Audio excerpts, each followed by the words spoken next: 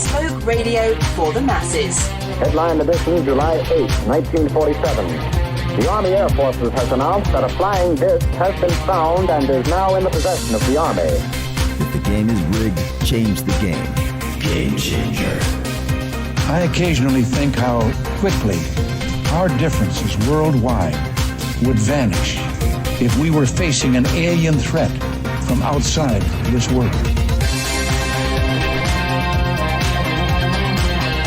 This is Fade to Black with your host, Jimmy Church, on the Game Changer Radio Network and KGRA, the Global Radio Alliance.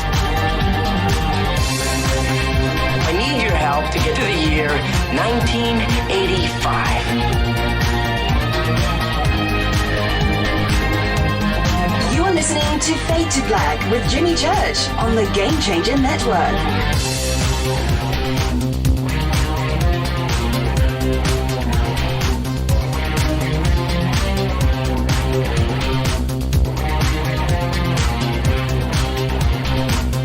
Good evening. Fade to Black. Bespoke radio for the masses. How you doing? Today's Wednesday, March 13th, 2019. 72 days into the new year, just 293 days left. We are live from a bunker somewhere in the middle of beautiful downtown Burbank, California. And I would like to welcome everybody listening all around the world, all across the United States. Hither and thither, to and fro, back and forth, up and down, east and west, north and south, far and near. This is Fade to Black for KJCR, the Game Changer Network, and KGRA, the Planet. I am your host, Jimmy Church. What is cracking, everybody? Good evening. How are you? Tonight, so excited. Tonight, very special guest, Maureen St. Germain is here. We're going to be talking about her new book, Opening the Akashic Records. One of my favorite subjects. I got the book here, too. Thursday, tomorrow, is another Fader night with open lines all night long. What a week. What a week. The week started off, we had to take Monday off. I was getting medical stuff done for this thing that I've been dealing with. And so that was Monday, but Monday turned out to be an incredible day. Just an incredible day. Last night, Brad Olson on the show and his trip to Antarctica and what he found and didn't find was an incredible adventure. And I was picturing in my mind's eye through that whole conversation last night with Brad. You think about it, him and Emily going down, across, and over and through South America to end up, at the tip of South America, jumping on a 72-foot sailboat and then sailing, not motoring, sailing to Antarctica. And what an adventure. And just picturing that the entire time. What an incredible journey. And that being shared with us, it was just an incredible conversation last night with Brad. And now tonight we have Maureen St. Germain here. What a great week. And then to cap it all off, it will be tomorrow night, a Fader night with all of you in open lines all night long. Now, you can follow me on Twitter at JChurchRadio. It's simple enough to do, at JChurchRadio. And if you are here for the first time, what you want to do, really, is get on Twitter and use the hashtag F2B. I haven't done this in a while. Let me just say this. Get TweetDeck. Okay, it's called TweetDeck. TWEET Deck, DECK. Download that, get that installed, get TweetDeck going in your life. It will change the way you look at Twitter. Okay, and then when you get TweetDeck installed, you're going to have a bunch of columns that you can create that flash up and down and advance automatically, kind of like a slot machine. In one of those columns, you are going to make it the hashtag F2B, F the number 2B, hashtag F2B. That's the sandbox, and that's where the conversation is for this show live. And during the show on Twitter, we run through anywhere from 1,000 to 2,000 to 3,000 tweets per show, and the conversation is just incredible. And that's really one of the best ways to enjoy the show. Yes, we have chat rooms. We have one over at Spreaker. Good evening, everybody over there. We have one over at KGRA, The Planet. Good evening to everybody over there. And if you want to do chat rooms, that's great. And I understand that. So we've got those for you. You can also email Jimmy at jimmychurchradio.com. So Twitter is where it's at. Follow me on Twitter and get in on the conversation. Okay, it's very simple. Now, you can follow, like, and subscribe all of our social media over at jimmychurchradio.com. It's all simple enough to do. Okay? All right, let's get to the breaking news. Another crazy news day on this planet. So much stuff is going on that I don't even mention probably 9/10 of it. And to have all of this that I'm about to bust out on you happen in one day, it's just crazy, crazy news day. The world is crazy, right? Okay, so check this out.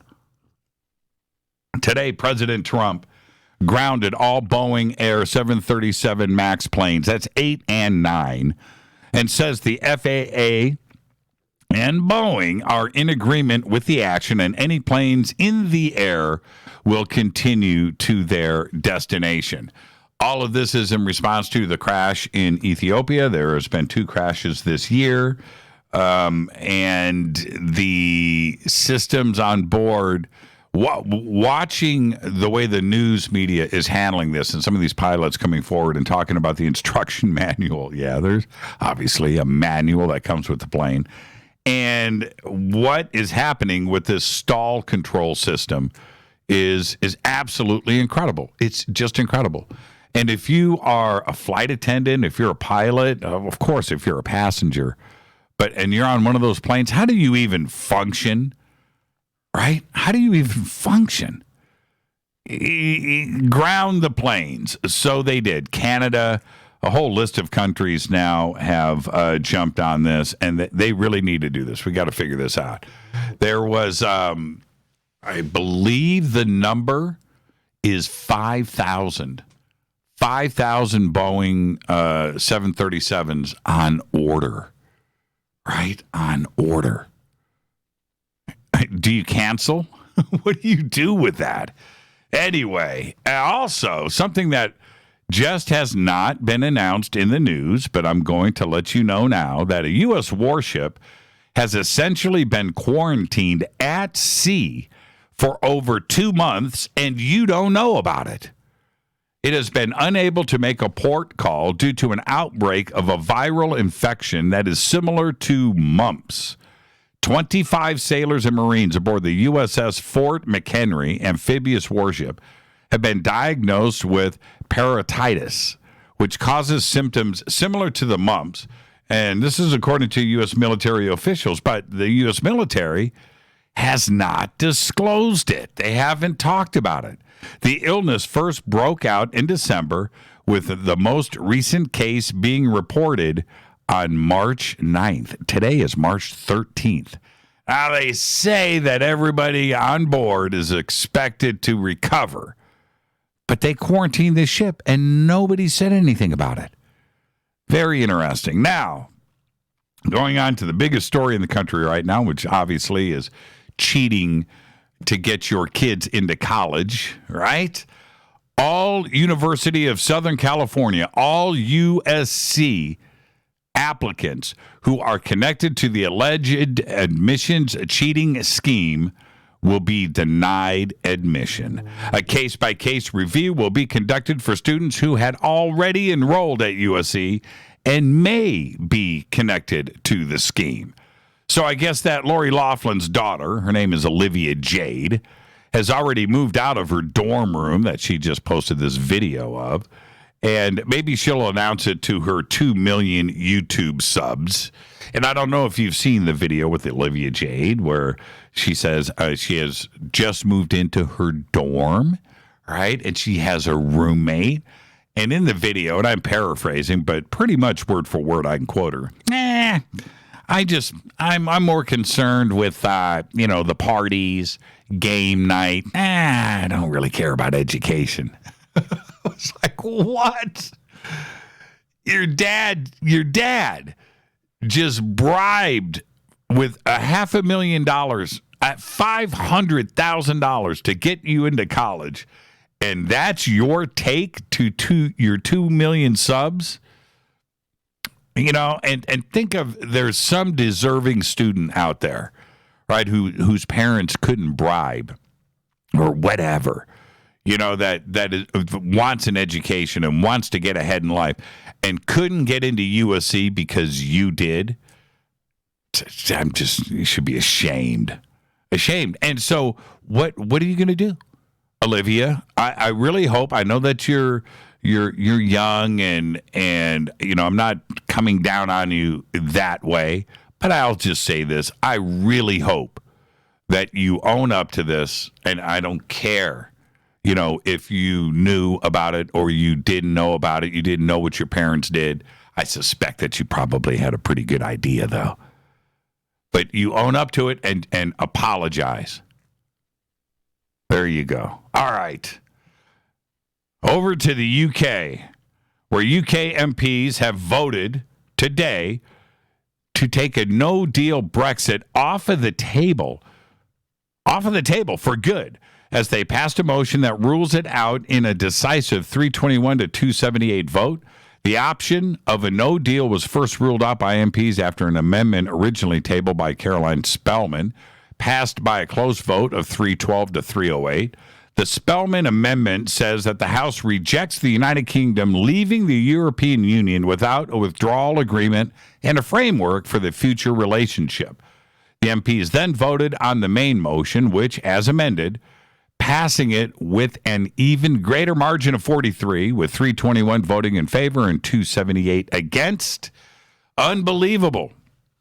Unbelievable what's going on. I have my crystal ball. I don't understand UK politics. I don't know how it works. I don't know. I don't even know if they do. I'm talking about the UK Parliament. But I don't think the UK is leaving. I don't think they're leaving the EU. I think Brexit is dead. That's just my vibe. It's my vibe. All right. Today it was announced. We've got a new governor here in California. His name is Gavin Newsom, right? Replacing Brown.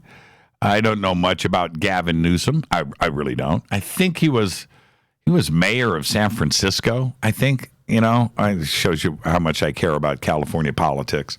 But our new governor, Gavin Newsom, has now put a stop to the death penalty in California today with an executive order halting the sentences of 737 death row inmates, no matter how guilty, no matter what, not considering the victims' families or anything else. He literally just stopped it altogether. Although there hasn't been an execution in California for over 13 years. And as of today, several death row inmates were out of appeals, which meant that they could have started up again executing very, very soon. But today, it stopped. And I don't know. We voted here in California back in 2016 to uphold the death penalty. Now, it doesn't matter what my opinion is here, but the people of California voted for that, and this is a democracy, right? I don't know. That's a pretty bizarre situation where you can have a governor just override an amendment and voting by the state and then just turn around and sign an executive order. Very interesting, very controversial. Also, earlier today, I don't know, I couldn't find any. I'm going to talk about some paranormal activity over at the house. I was woken up this morning by an earthquake, right? And the rumblings, and I heard it, and the shaking, and it lasted for about 5 seconds or so, maybe a little longer, followed by a little pause, and then maybe another 3, 4, 5 seconds, a little lower rumbling. And wow, right? So I jumped up out of bed, and I kind of sat there for a second, and I yelled for Rita, who doesn't respond. And my dogs are in the room. And I thought, why are my dogs in here? Usually they're following Rita around the house. So maybe Rita left. And so I jump on my phone, and I immediately went to KTLA, our local news station here on the net. Nothing about the earthquake. And I thought, maybe that's too quick. All right, maybe it happened a long distance away. I don't know.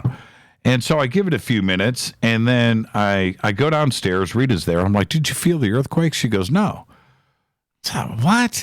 So over the next 5-10 minutes or so, making coffee, we're out on the back patio, and I can't get it out of my mind. And I'm constantly checking the internet. No mention of an earthquake. And so I just stopped and thought to myself, could it have been could it have been just my bedroom? Right? And I said to Rita, I said, what if it was just like right underneath our house? Right? Why wouldn't, I don't know.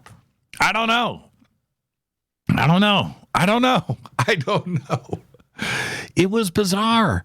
And the last time, anytime anything like this happens, it's always a bigger earthquake further away, and you hear about it, whatever. And, we're just getting, the tail end of it. And, we're on the outside of the circle. But nothing, no reports of any earthquakes today. And it woke me up. Yeah, trippy, right? Okay, don't forget to go and get yourself the Surfer music streaming app. That's SURFR.FM. That's where you got to go. All you got to do is download it. That's it. That's all you got to do. You don't give up any of your information, no privacy, no nothing. Just download it and start enjoying your music. Go to the banners at jimmychurchradio.com or go to surfer.fm, SURFR.FM. It's super easy. It's fun. All you have to do is download it. That's it. It's simple. Surfer music streaming. It's absolutely incredible. It is what I use now. That's it. Our next event coming up is Contact in the Desert, May 31st through June 3rd in Indian Wells, Palm Springs, California, at the Renaissance Indian Wells Resort and Spa. Tickets and info are at contactinthedesert.com. And then coming up, our Soul Tech Conference. Our 2019 Soul Tech is over the July 4th weekend at Sunrise Ranch in beautiful Loveland, Colorado. You can get your tickets now. All you have to do is go to soultechgathering.com. Go to our website. All of the speakers are there. Complete schedule is there. Accommodations are there. Tickets are there. Everything that you need, every day and night, everything on the schedule is right there at soultechgathering.com. Last year, an incredible time. I don't know if you haven't seen the documentary that we shot last year, Beyond Benevolence.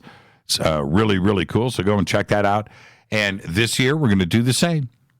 We're going to do the same in Loveland, Colorado. Go to soultechgathering.com. And don't forget to subscribe to our podcast. It is just $2 a month. We have over 1,000 shows. For 1,000 shows available right there for you to download and check out. Just go to jimmychurchradio.com and click on the podcast banner. We have all the apps that you need. All the apps are there, right? So Android, Apple, whatever you got to do, every platform is supported. Just go to the podcast banner, jimmychurchradio.com, and become a Fade or Not today in our membership section of the site. All right, let's get the show cracking. Happy birthday to today. Disturbed frontman David Germain is 46 years old. Also today, Common is 47. And Charo, you remember Charo, the guitar player, right? The classical flamenco guitar player? Today, she is 78 years old. On this day in history, in 1781, astronomer William Herschel discovers Uranus, the seventh planet from the sun.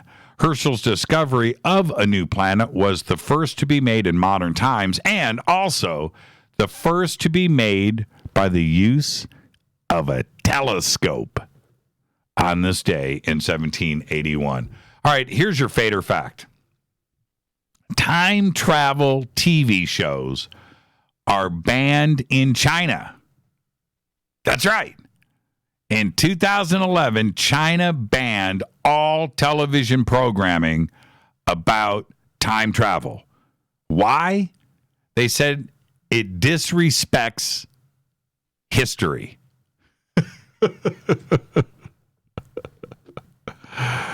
And that is your vetted fader fact. Tonight, very special guest, Maureen St. Germain is here.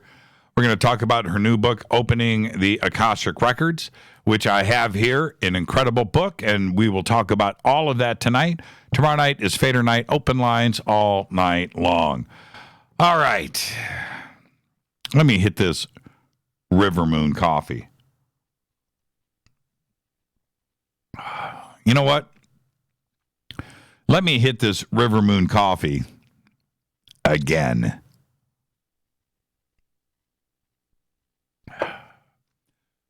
What happened? What happened to alien abductions? What happened?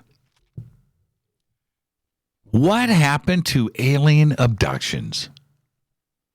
You know the real ones. Betty and Barney Hill, Betty Andreessen, Travis Walton, Calvin Parker, right? Not what happened to them. We know what happened to them, but what happened to alien abductions? You don't hear much about them happening. Not now. I'm talking about in the now. What happened to alien abductions? We hear about contact, sure, right? Interaction, I do it, you do it. Communication, I'm all in. But what happened to abductions? Right? And you go back to like Larry King, and John Mack on the show, and Mack would have a guest with him, one of his patients, and sharing their story.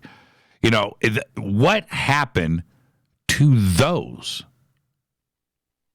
An abduction. Today, we have a lot of guests on the show. We have a lot of callers that call in that talk about their experiences. But I'm talking about abductions. The way where the abductee is public, is vocal, writes about their experiences, has somebody there to take them through their journey of sharing their experience, right? What happened? Here we are in a modern context where we don't have people coming forward talking about this. And so I'm wondering, is that phase over with? Now, I'm not so sure that you can strike it up to something else, that it was psychosis or it was imaginary or it's some kind of medical issue that, doesn't have a name yet. Happening to so many people where the experiences are so similar And the way that they describe the abduction experience is so narrow that to have the exact same thing going on with so many different people from all around the world. And when you go back and you look at some of the abduction experiences, which go back, some of in recorded history in the late 1800s, going all the way up through, Travis Walton and Calvin Parker in the mid 70s. But if it was something that was a medical situation, I would think that it would be identified and hopefully, cured or looked at. But you don't really hear about the experiences going down today like they were in the past. And I'm just wondering why. What happened to abductions? It's something that I really want to explore. And tomorrow night, we have Fader Night here. And I would like to focus, tomorrow night with your experiences. Or do you know anybody? Has somebody shared something? And I'm talking about in the modern context. We have a lot of the experiencers that come on the show or call in are talking about something that was 10 years ago or 15 years ago or 20 years ago. But I'm talking about modern now. Right? Last week, last month. It's fascinating to me. What happened to alien abductions?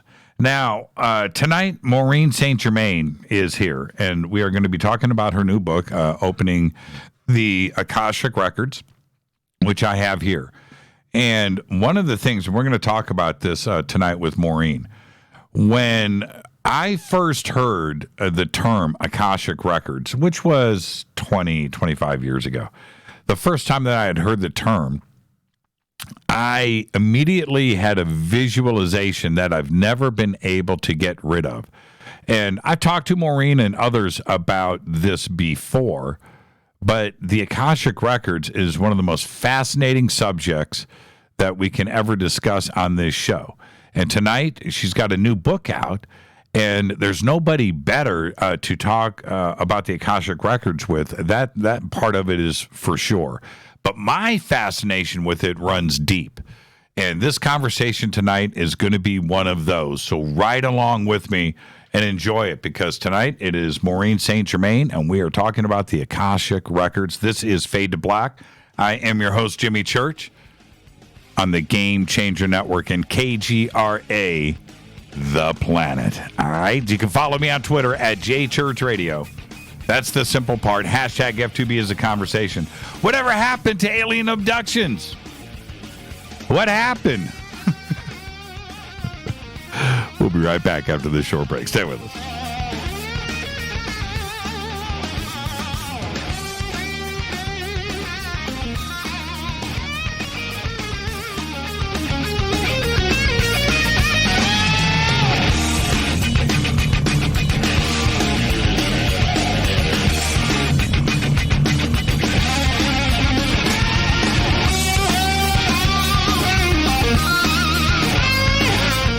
This is Nicole Church, daughter of you-know-who, and you're listening to Fade to Black on JimmyChurchRadio.com and the Game Changer Network.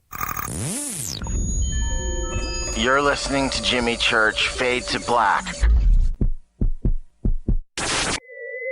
Fade to Black will now pause for alien identification. The station that talks the net. KGRA Radio. When you take the beans from Central America with dashes of Indonesian and African mixed in and then roast it to the dark side of Fade to Black, you create the ultimate brew of fringe. Introducing the Fade to Black blend from River Moon Coffee. Yes, River Moon's darkest customized roast was created for the love of Fade to Black. The alchemy of masterful roasting and smoking the beans is in every sip of this full-bodied, dark Java. I need my coffee dark, deep, with distinct bittersweet chocolate highlights, just like the bunker. Leaning further into the darkness of the roast is Fade to Black blend from River Moon Coffee. Just click on the banner at jimmychurchradio.com and use the promo code F2BBLEND for 15% off of your order today. Go Beckley Teppy. This is Jimmy Church of Fade to Black, and you can get our podcast for just $2 per month. All you have to do is click on the podcast banner over at jimmychurchradio.com. Hey folks, guess what the number one phrase that Life Change Tea receives by email? You ready? We love this tea. We love this tea. Time after time, week after week, we love this tea. Life Change Tea gives you more energy, a beautiful cleansing, and fulfills its slogan perfectly. The tea that makes you go. So if you want to be on your health game, log on to getthetea.com and order Life Change Super Strength Tea. Packages come in a 1-month supply, and when you brew this stuff, wait until you see the results. Aren't we all about the results? And with a lot of people's health struggling, we can use a little bit of help. Doctors will tell you disease starts in the gut. So log on to getthetea.com. That's getthetea.com. Be our next email saying, I love this tea. I love this tea. Get the tea at getthetea.com. Helping America one tea bag at a time.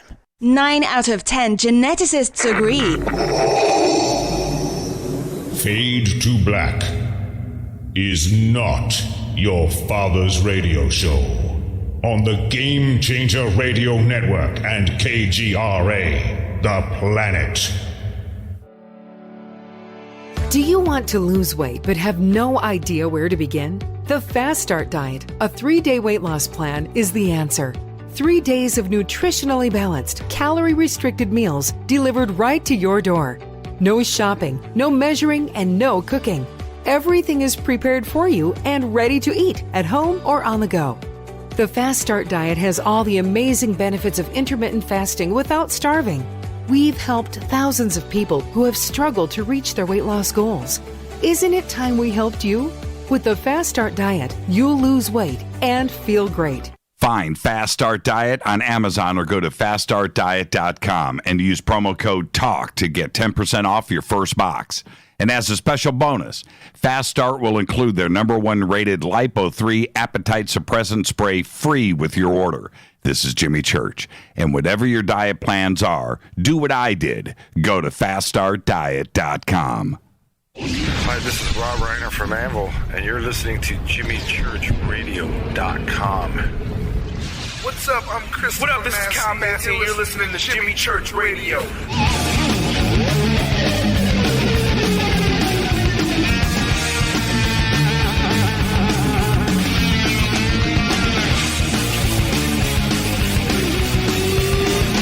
All right. Welcome back. Welcome back. Fade to Black. I am your host, Jimmy Church. Tonight, Maureen St. Germain is here. And I am in a great mood. A fantastic mood. Unbelievably great mood. Why? Maureen is the founder of the Akashic Records International, ARI, and Transformational Enterprises, Inc. She has over 25 years of research and practical experience in the area of mystical and sacred traditions. Her main focus is teaching the Akashic Records, and it's to help you become the highest you can be at any given moment by loving your soul. She has personal connections with angels, ascended masters, right? The divine feminine and dragons. She has taught in 14 countries, including Japan, Taiwan, China, Australia, Bulgaria, Egypt, Turkey, England, Scotland, Canada, Mexico, and the United States. Maureen has been featured in many magazines and trade publications and national radio, including Fade to Black and Coast to Coast. And tonight, we're going to talk about her new book, Opening the Akashic Records, which is now available for pre-order on Amazon. And I would like to welcome back to Fade to Black, Maureen St. Germain. Maureen, good evening. How are you? I am well, and thank you so much for that fabulous intro and for having me. Oh, I'm in a great mood. I'm in a great mood, Maureen. You know, and before we jump into the book, let's kind of start here, because you and I have talked a lot in the past about the Akashic Records, and you know about my fascination with it, which you know goes along with the audience too as well. But there's a change going on this planet right now, and every time I get the chance to sit down and talk with you off of the air, it's your concern too. We talk about this a lot. What do you think this transformation is? Is it caused from fear? Is it something else? Is it because of positive changes? What do you think is ultimately going on? Well, because I'm so plugged in, I could actually feel the concern from the beings on high, either the ETs of the light, for example, that I work with. And for a long time, there was this big concern that there would be, for lack of a better word, mass mob energy when the truth started to come out and people discovered things. And I really didn't contemplate this. This was more like they were feeding this to me. And about 2 or 2.5 years ago, that concern fell away. And it was as if they, quote, found a way to ensure that people wouldn't go crazy with either the new information that they would have a meltdown, or that they would be upset with their government or whomever, because that would be another big drama that would occur. So as humanity is being elevated energetically, and then there are things that are happening behind the scenes, and I have always felt that since this transformation, the shift of concern to this is not a problem anymore, we got it handled, energy, that humans would be able to take it. They would either be elevated enough that it wouldn't faze them, or there would be enough of the business of cleaning up everything done behind the scenes that when they did find out, they would get so much benefit from either more availability of funds or more availability of medical cures and resources, that they would say, yeah, I kind of thought that was going on. I never trust that person anyway, and keep going and not get freaked out. Let's stay right here for a second. 2.5 years ago, I like your timeline there, because 2.5 years ago, it seemed like 3 years ago, we were on Easy Street, right? I'm serious, too. You go back, I can't even believe I'm saying this. 4 years ago, the good old days, right? 3 years ago, the good old days. 2.5 years ago, this planet tilted. Something happened 2.5 years ago. And to say something like it fell away, that's a very interesting comment for you to have received. So let's stay right there for a second. What do you think happened 2.5 years ago? Well, I give people the example that you could have someone in your life that thinks you're a little off your rocker because you believe in a lot of the things that we all talk about, and might even make fun of you, at a family gathering or something, somebody that's in your life that isn't going to go away. And then one day they call you up and they start asking you about, well, what do you think this is? Or tell me more about, being, a Capricorn or whatever it is. And you're very pleasant. You have a good conversation. You have fun. You get off the phone and you think, wait a minute. They weren't on board with this stuff before. What the heck? Right. And what has happened is people are getting what I would call upgrades or transformations in their sleep, in their dream time. And one day they're on one side of the fence, and the next day they're on the other side of the fence. And it's almost imperceptible to them. They don't know it, but you and I notice it, and then we go, great, and we just keep going. And we kind of set it aside or forget about it. So you could even call them, what would you call them? I'm trying to think of the word, extras. In the movies, the extras fill a spot. And what if all those extras are just waiting for the key people to get their act together and get everything done to a certain place, and then the extras are going to flip because they're only extras? If this happens on such a mass scale, do you think that those that normally their life was not ever involved with anything fantastical or supernatural or otherworldly, other than their 2D existence, right? Right. And something like this comes along, do you think that they would start speaking about it or making it more visible? I absolutely do. I absolutely do. And I also think that they're going to not realize that they didn't speak about it before. They're not going to think there's anything unusual about their questions. Right. It's like me calling you for a recipe for barbecue. Right. That's exactly my point. Well, what a great day that would be, right? If you walk into the office. I think it's happening already, Jimmy, because when I'm in the classroom, when I'm teaching people, I ask questions like this, and half the people in the class or more will say, yeah, that's already happened with this person in my life or that person in my life. So just like people are shifting their thinking about gender, people are being uploaded subconsciously with the ability to take it in and jump in and not be hindered by their lack of belief yesterday. And that's the energetic, I believe, that people like David Wilcock talk about. I see this as a energetic shift that is happening right before our eyes. And if you have awareness, you notice, and then you dismiss it because you think, oh, that's great news. They're finally on board. And you don't realize that it's happening everywhere and that everybody is having people in their life that fit that description, that, 2 months ago or 2 days ago, they felt one way, and then today they're on board. What I find a little strange is that I used to think, and it's kind of like walking around with blinders on, Maureen, but I used to think that our community, you and myself and those around us, were all that there is, right? That we lived in this little bubble, which is fine, right? That's okay.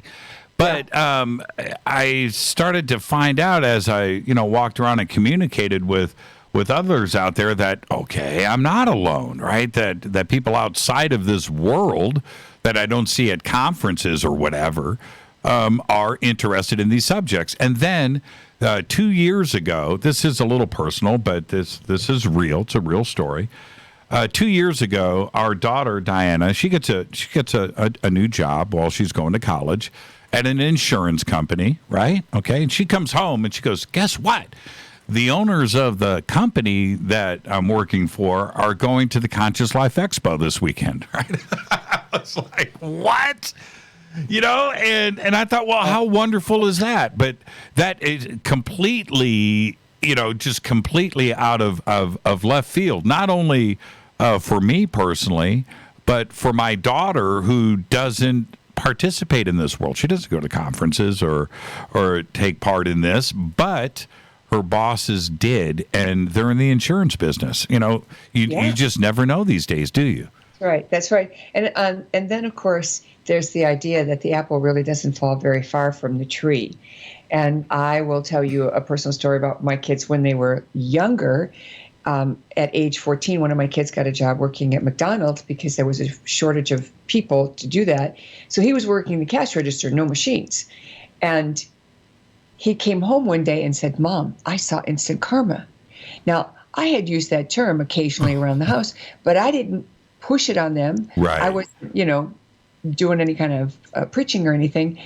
And my mouth dropped, and I said, well, what happened? And he proceeds to say how this woman came to the counter. She was really in a bad mood, and she complained because her fries were cold, so we got her fresh fries. Then she said her milkshake was warm because she had waited for her fries, and so we got her a fresh milkshake. And then she went over to the condiment counter, and the ketchup machine blew up on her, white coat. And so my son turned around, and his boss was standing behind him, and he said, I'll cover this one. And because he couldn't stop laughing. And of course, to have your 14-year-old tell you instant karma, it's like, they do get it. Even though they're not buying it, they're getting it. Yeah, they do. They do. And I'm going to guess on this and say maybe about 2.5 years ago. Again, both of our daughters not into this world.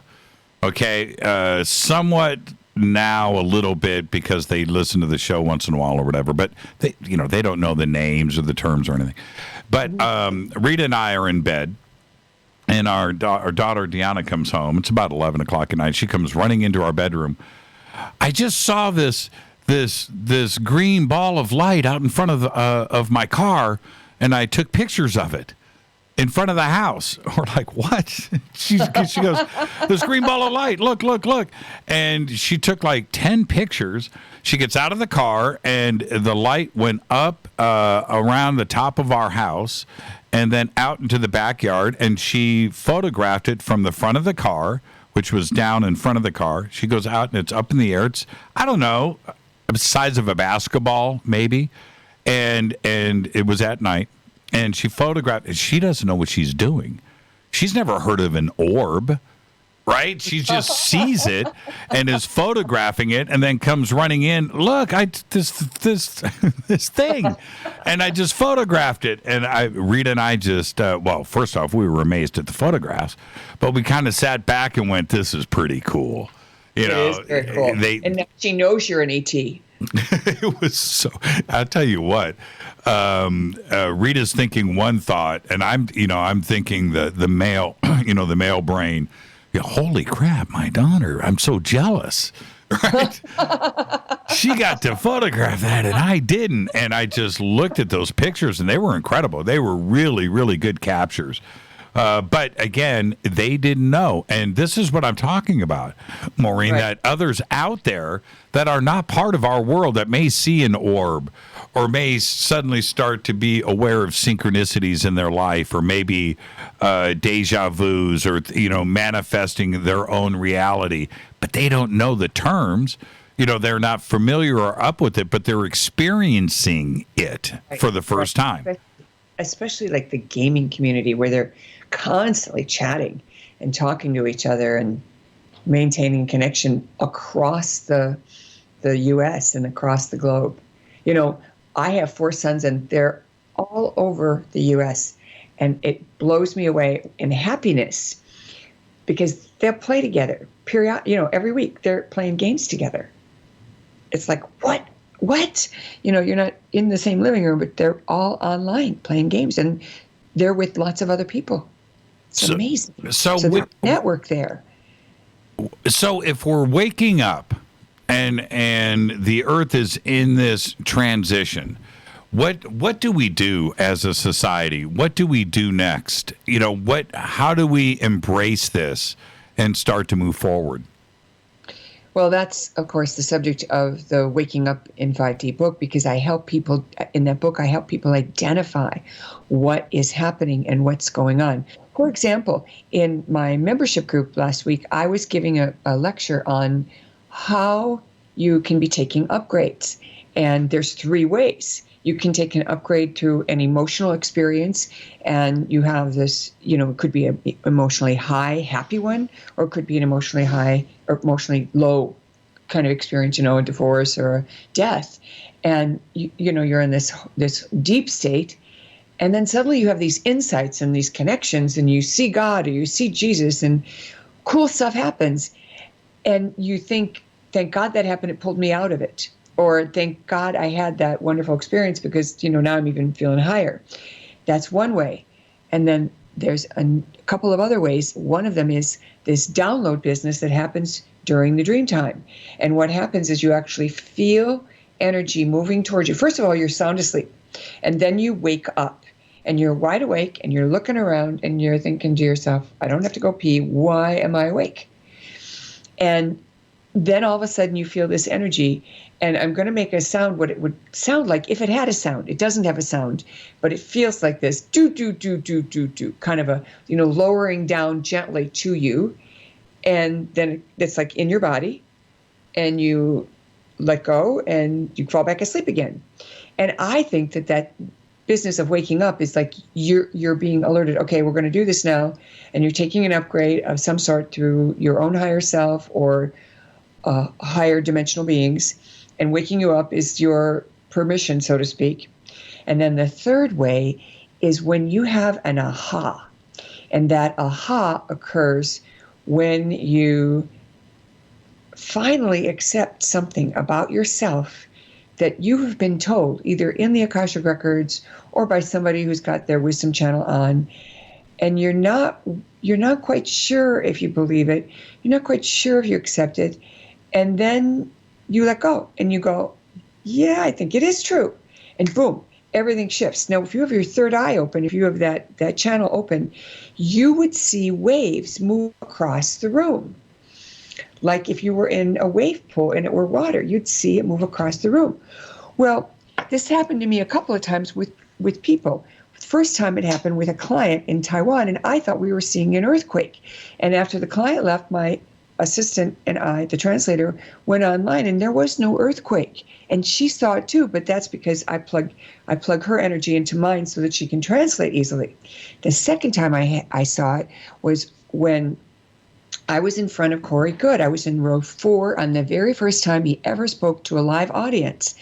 And he was telling about the Blue Spirit Alliance and how he had done this mind meld with them. Some of you know this story. And he allowed his consciousness to come out in front of him, and she did the same. And then their energies swirl, and they each get to experience what the other one has in their mind, in their consciousness. And she had said to him at the end of it, we'll be connected from now on. I'll be able to know if you need me. So he's told this story before, but in this moment he's telling a different story to the audience. And then he says, how he talks about Korea and how he's connected with her, and he hesitates. And he kind of, pulls back. Maybe he's checking in with his own guidance, or maybe with Korea. I'm pretty sure that's what he was doing. And then I saw the room move, rock and sway, and it was just like a wave moved through the room. And he said, I am part of the Blue Sphere Being Alliance. And I'm looking around. Didn't anybody else see that? No. And I knew at that moment, up until that moment, he hadn't accepted that information, that he was part of them, that he was one of them. But he does now. And then more recently at Conscious Life Expo, Kim, our manager who runs our office, walked into my room, and the room started rocking and swaying. And she said, oh, my God, are we having an earthquake? Did you feel that? And I said, no, actually, I didn't. I think you just had an upgrade, just setting up with me, because we're so connected. We're on the phone every day, even though now I'm in New York and she's still in California. Well, did you hear my opening statements today on the show? I didn't. Okay. Today, it's funny that you say that. I know that the audience right now is going, what? This morning, I was woken up by an earthquake. And so I sat up in bed, and we had 2 short ones. I'm going to say like the first one was like 5 or 10 seconds. And your typical thing, and then it paused, and then it continued for about 3 or 5 more seconds. Then it stopped, and I thought it was going to take off. Right? I thought it was, I've been through enough earthquakes, right? So, but it didn't. So I sat up and I jumped on my phone, and I wanted to see if there was a big earthquake somewhere else, San Francisco or whatever. And there's nothing online. And I eventually I get up. I'm still checking my phone, throw some water on my face. I go downstairs, Rita's there, and I'm like, did you feel the earthquake? She goes, no. I was like, what? And so I sit down and I trip on this, Maureen. So I get coffee, and we're sitting on the back patio, and she's talking, we're having a conversation, but I can't get this earthquake out of my mind. So I'm checking. I just wanted to make sure that nothing bad happened somewhere else, and there's nothing online. And I'm checking KTLA. I'm checking, every 5-10 minutes, and there's nothing there. And I said to Rita these exact words. I said, Rita, maybe it just happened right underneath our house. Maybe it was just something localized right here, and we were the only ones that experienced it. I swear on everything that is holy, Maureen, those were the words that came out of my mouth. That's very cool. And I connect with you and the audience. So while you were doing the setup, I thought, I'm not going to listen to that because then I won't be able to hold the energy for myself. Sure. So I was meditating and thinking about, okay, I want to make sure I cover the information that the people need, that I will be talking to and who will be listening. And so that's why that story came out. I had no plan to tell you that story whatsoever. I've got a few notes here and there on my desk, but I wasn't planning on saying that story. And it was like, nope, go for it. In my head, I'm hearing that kind of encouragement while I'm telling the story. I think that's fabulous. And I actually, took a photograph and showed someone lying in bed, waking up, and then having this do kind of energy. I honestly, I'm not very good at sound effects, but it literally feels like that. And you and I have been in enough earthquakes that we know the difference. We know what an earthquake is. So when you think it's an earthquake and it hasn't, that means you had that experience of a dramatic shift energetically. And look at how awesome you're feeling today. You had a major breakthrough. Yeah, I feel great. Okay. Yeah, I feel great. And, the thing is, for Rita and I know that we have, something that is extraordinary and special between the two of us. And we trust each other.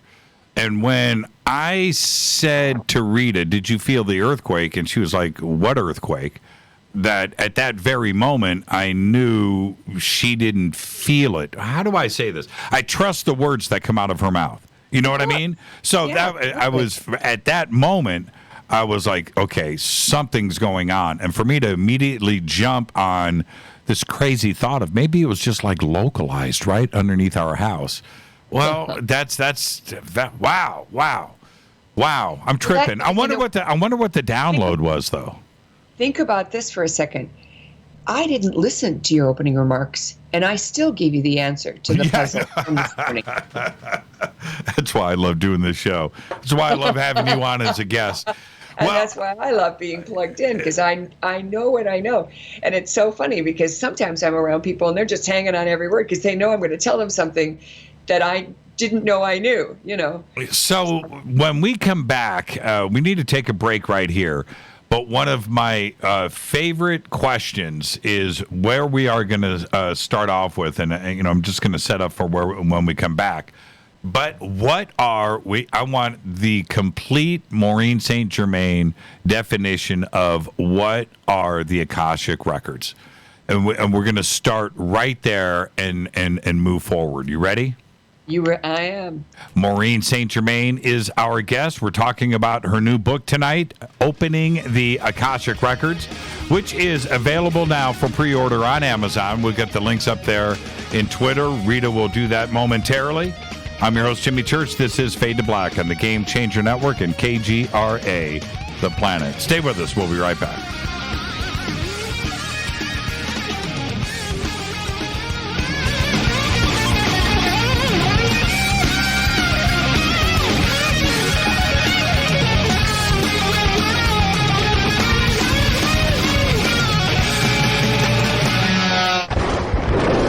This is Fade to Black with Jimmy Church on the Game Changer Radio Network and KGRA, the Global Radio Alliance. This is KGRA Digital Broadcasting Station, Salt Lake City, Utah, Van Buren, Arkansas.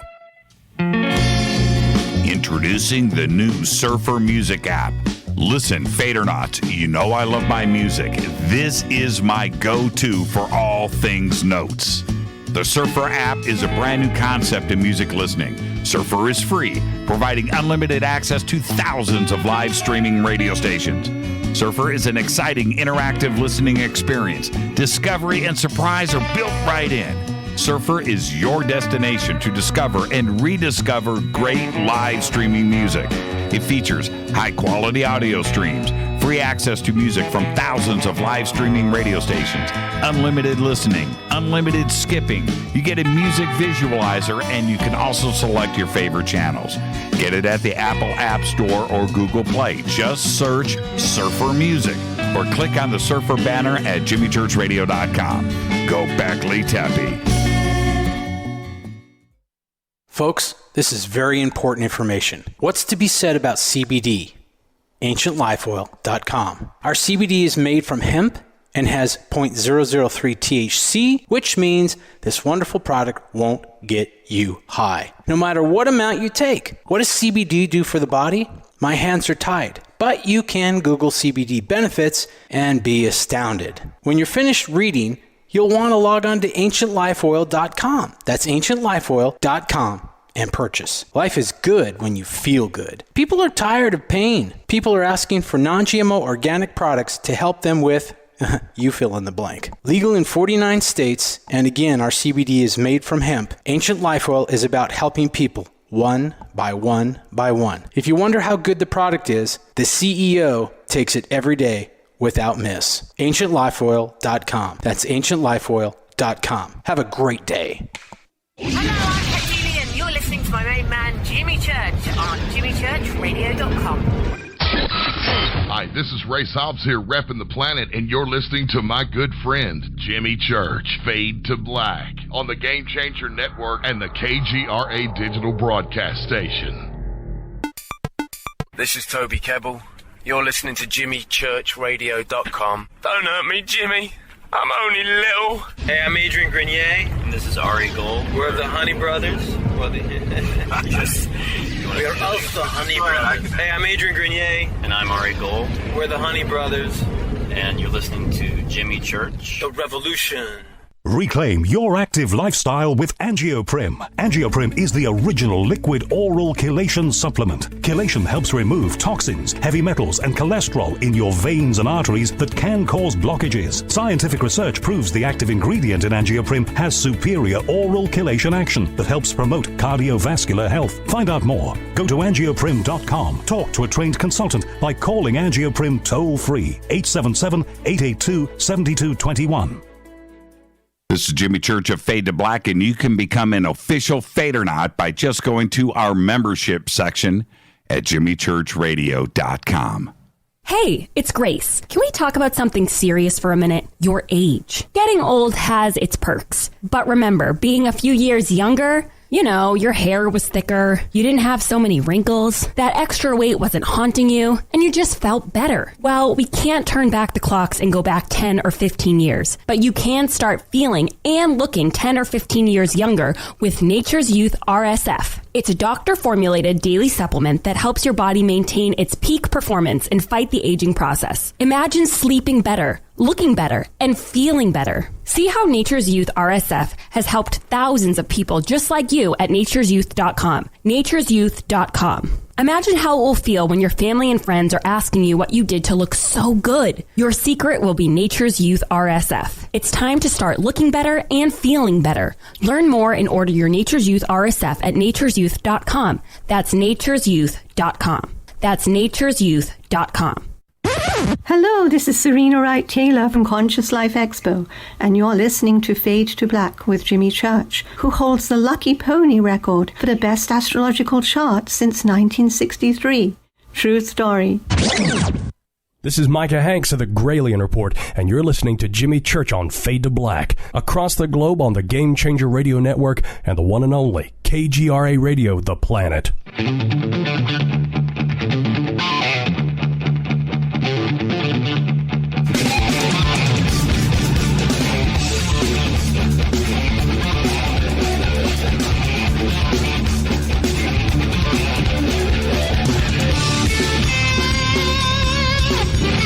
All right, welcome back. Fade to Black. I am your host, Jimmy Church. Our guest tonight, Maureen St. Germain. She is here. We're talking about her new book, Opening the Akashic Records. We've got the links up for it right now in Twitter. And Maureen, right before the break, I would say what we need for everybody out there is an understanding of what the Akashic Records are, a real definition. What are the Akashic Records? It's the memory card of everything that's ever happened. Okay. I didn't know I was going to say that either. So it's a beautiful resource that contains every action, every thought, and it also contains information about the past, the present, and possible futures and probable futures. It also contains information about contracts that we've made before we came in. And that does not negate free will, because that's the big question people ask. If the future is in there, where's the free will? And the answer is the future isn't in there as the future. It's in there as a potential or probability. This is also why you can say there are not infinite choices. The choices are as many as you can think of. So that's limited. I have. I've always had the vision of the Akashic Records as being like a physical, infinite warehouse, maybe with computer servers and file cabinets and like library cards, right? Well, that's an easy way to think about it. And what baffles people is the fact that there could be such a thing. And one of the things that I learned once I started working in the records more and more was that the records didn't exist from the beginning of creation. They were created as an afterthought, not like, oh gosh, we should do that, but oh gosh, wouldn't it be nice to have that as a resource? Now,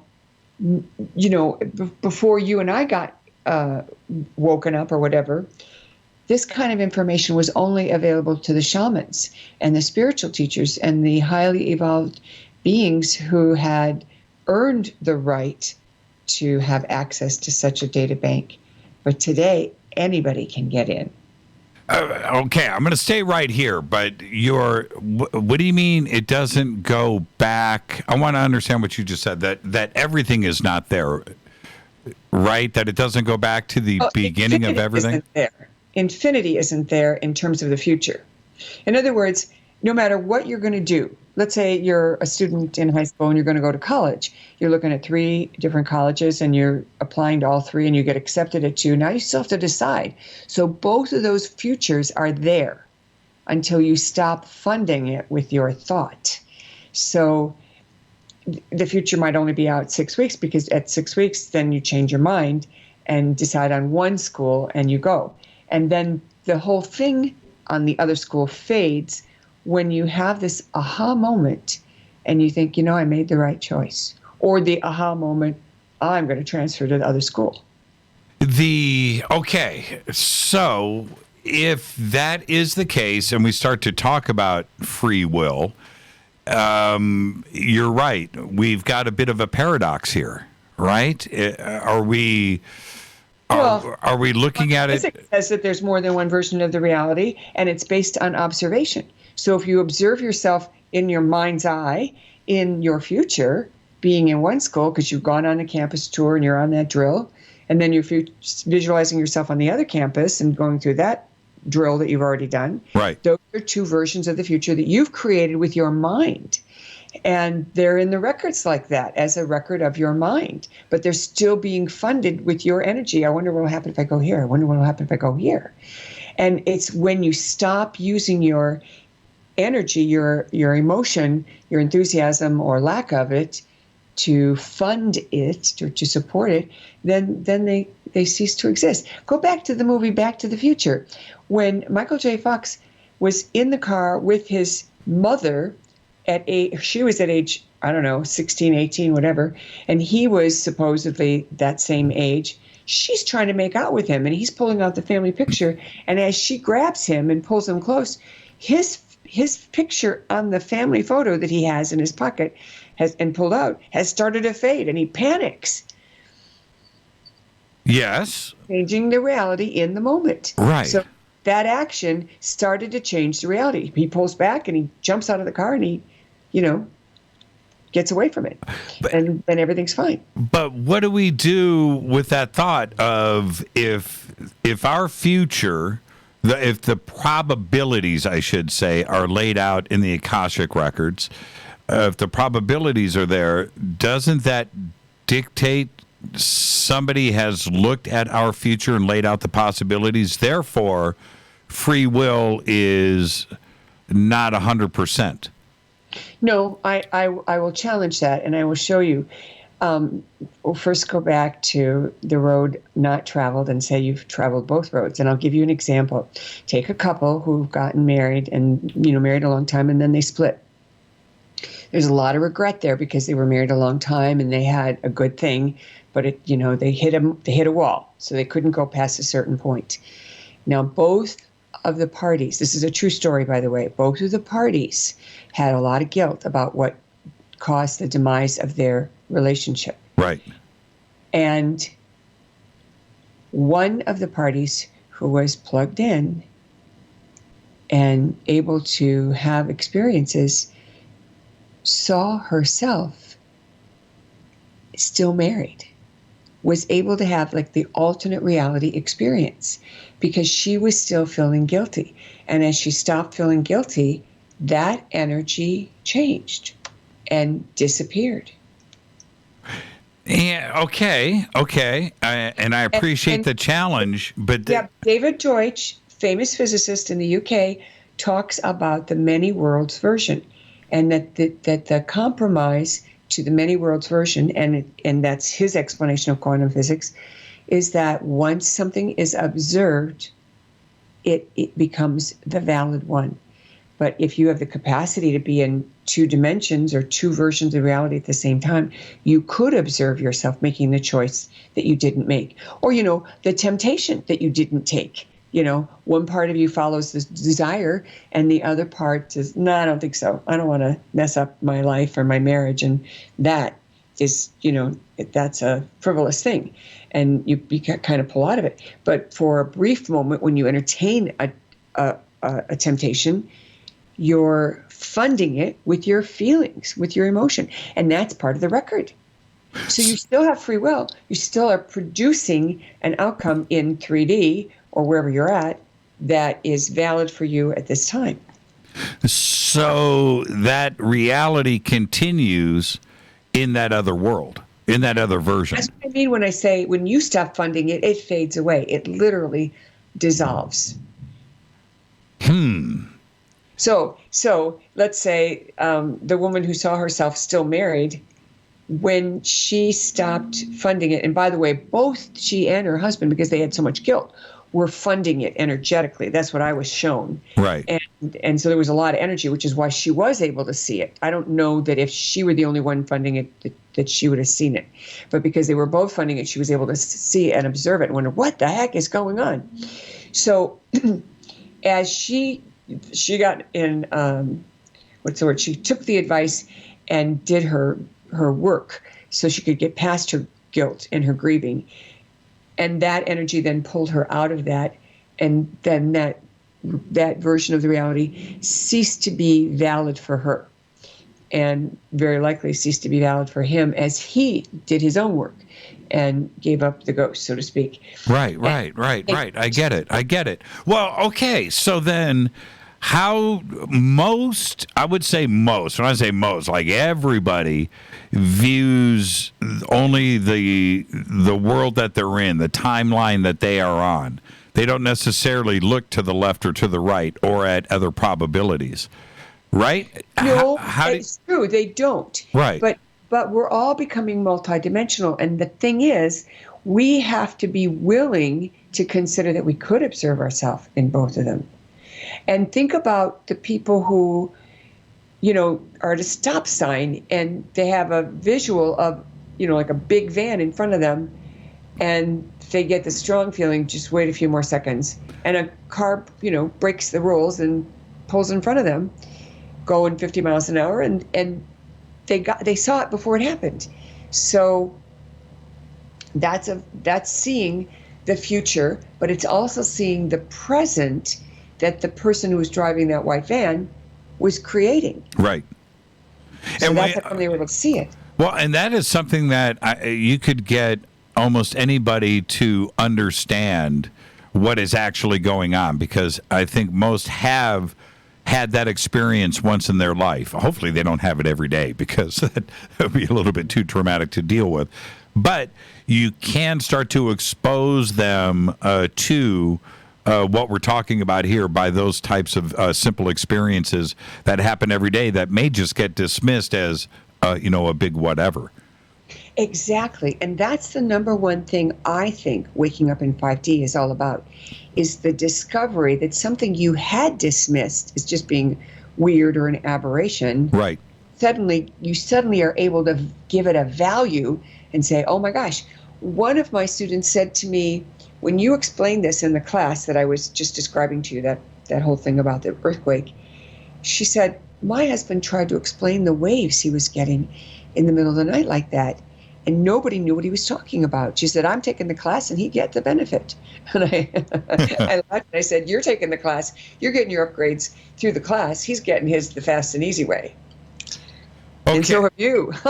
So the title of the book, because I want to stay right here on this conversation about timelines and probabilities, because it's fascinating to me. And then we have the title of the book, right? Opening the Akashic Records.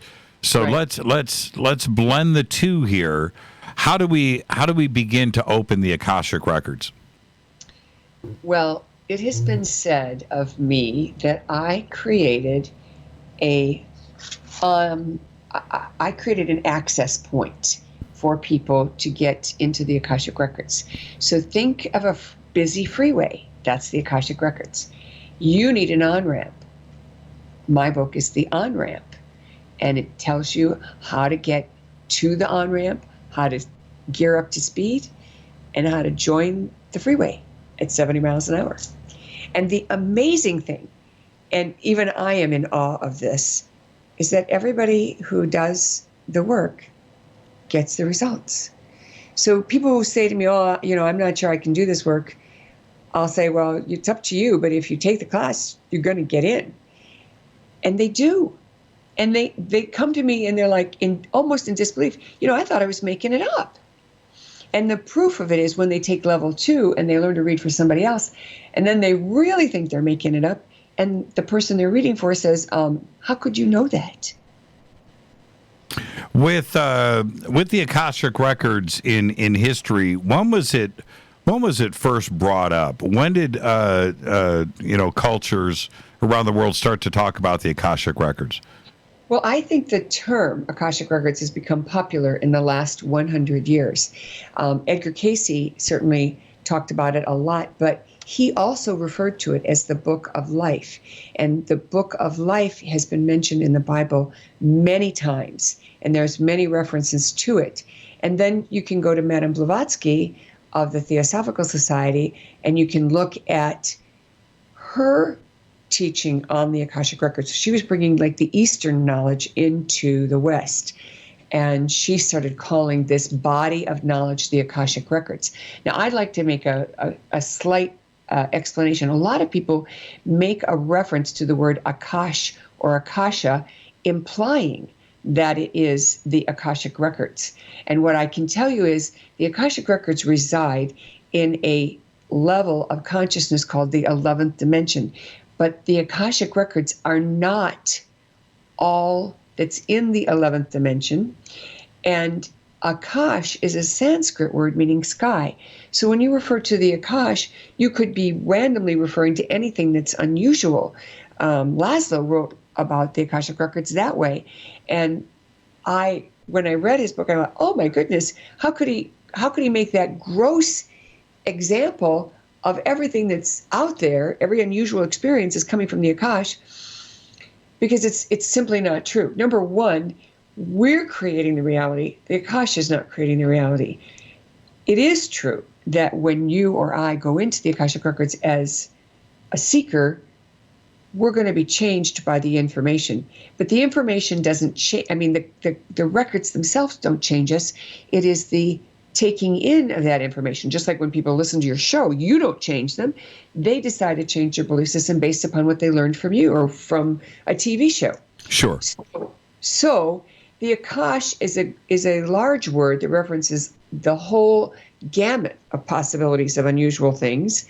And the Akashic Records are a precise term that refers to the actual library that exists as a separate and contained energy located within the energy of the 11th dimension. So the physicality of it, in that where they reside, you just mentioned the 11th dimension, where somebody that is new to this, conversation would say, okay, all right, they're expecting something physical. And then you're suggesting the 11th dimension. But if you are a 5D ascended being, right, somebody that's understanding this, Does it become more physical? And can you explain it to somebody, the uninitiated, in those terms? Okay, so let's start with the uninitiated. What I would say is every layer of the dimension is a layer of awareness or consciousness. It's a vibrational data set. So when you are in one dimension, you don't notice that you're in that dimension per se.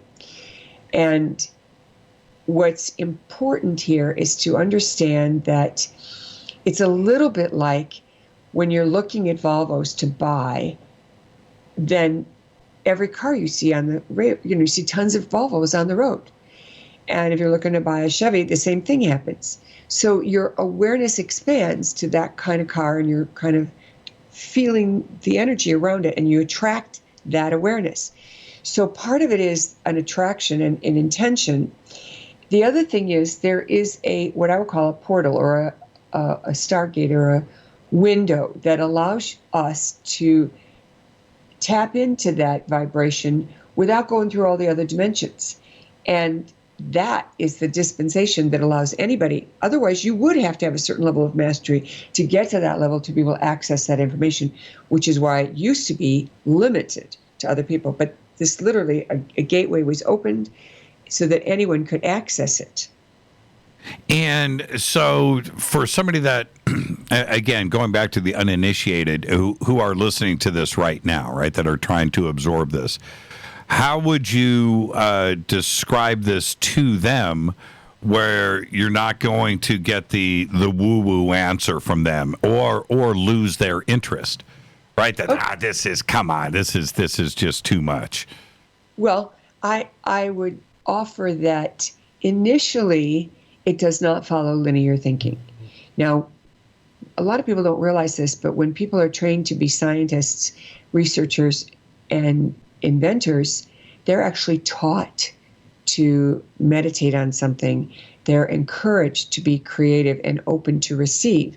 So the first thing we want to do is say, you don't have to follow the rules of logic. Not everyone does. And some of the most revered scientists in our culture did not follow the rules of science. Practically everybody knows that Einstein's theory of relativity came through a dream. It did not come through him logically following step-by-step process. So what you do is you say, okay, it's a possibility. I can't tell you how it's a possibility, but it is a possibility. Secondly, this vibration exists because think of how you remember things. You remember things, you're triggered by a sound, you're triggered by a song, you're triggered by a scent. And so you go into awareness of a memory that you had long forgotten, and it's still there. When people go into hypnosis, they have the ability to tell you about things that they cannot recall. How is that possible? And the answer is that consciousness is bigger than what you and I think of as the personality or the person. And when I'm speaking to someone who is, I'll use the word, not part of our crowd, they are being invited to expand the possibility that things can happen that they can't explain. A classic example is, have you ever thought of someone and then the phone rings and it's them? Those kinds of things can't possibly be true unless there's some level of communication happening that we can't see. You can't see electricity, and yet we know it works. We can't see wireless. We can't see Wi-Fi, but we know it's real. We can't prove Wi-Fi is out there except for looking at a machine and seeing if it's turned on. But you and I can't see it. We can't walk into a room and know for sure the Wi-Fi is on unless we open our phone and see, does it register? Right. Right. And we know that this kind of stuff goes on all the time. Right, the phone call from somebody that you haven't spoken to in 5 years, and the thought comes in your head, and the phone rings.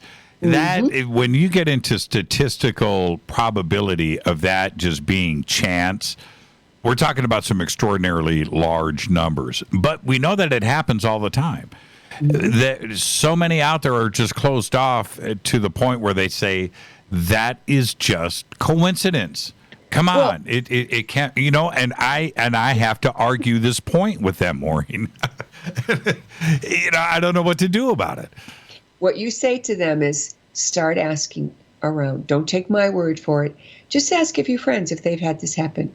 And you're going to discover all your friends have had this happen. And if it's happening to them, that means it's bigger than just coincidence. And you go right back to that comment. Statistically, that's not probable and not likely. So it's got to be something more. So anybody can do it. Anybody can do it. Anybody can do it. When we come back after the break, I want to specifically talk about not only that anybody can do it, and I want to focus on that, but if you're going to access your personal records, what do you want to look for? And is there a zone that you may not actually want to go into? Right?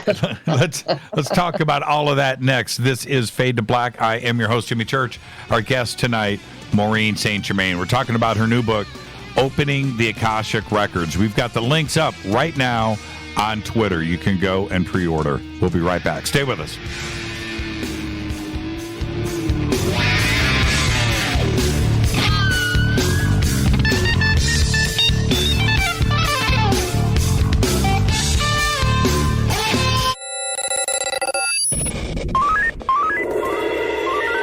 Way out here, we listen to Jimmy Church. You're listening to Fade to Black. Always on the edge of the hottest alternative talk. Jimmy Church with Fade to Black. KGRARadio.com. ¿Qué tal, mis amigos? Yo soy Mario Carson, el tiburón, y los invito para que escuchen a mi buen amigo Jimmy Church Radio. ¡Claro que sí!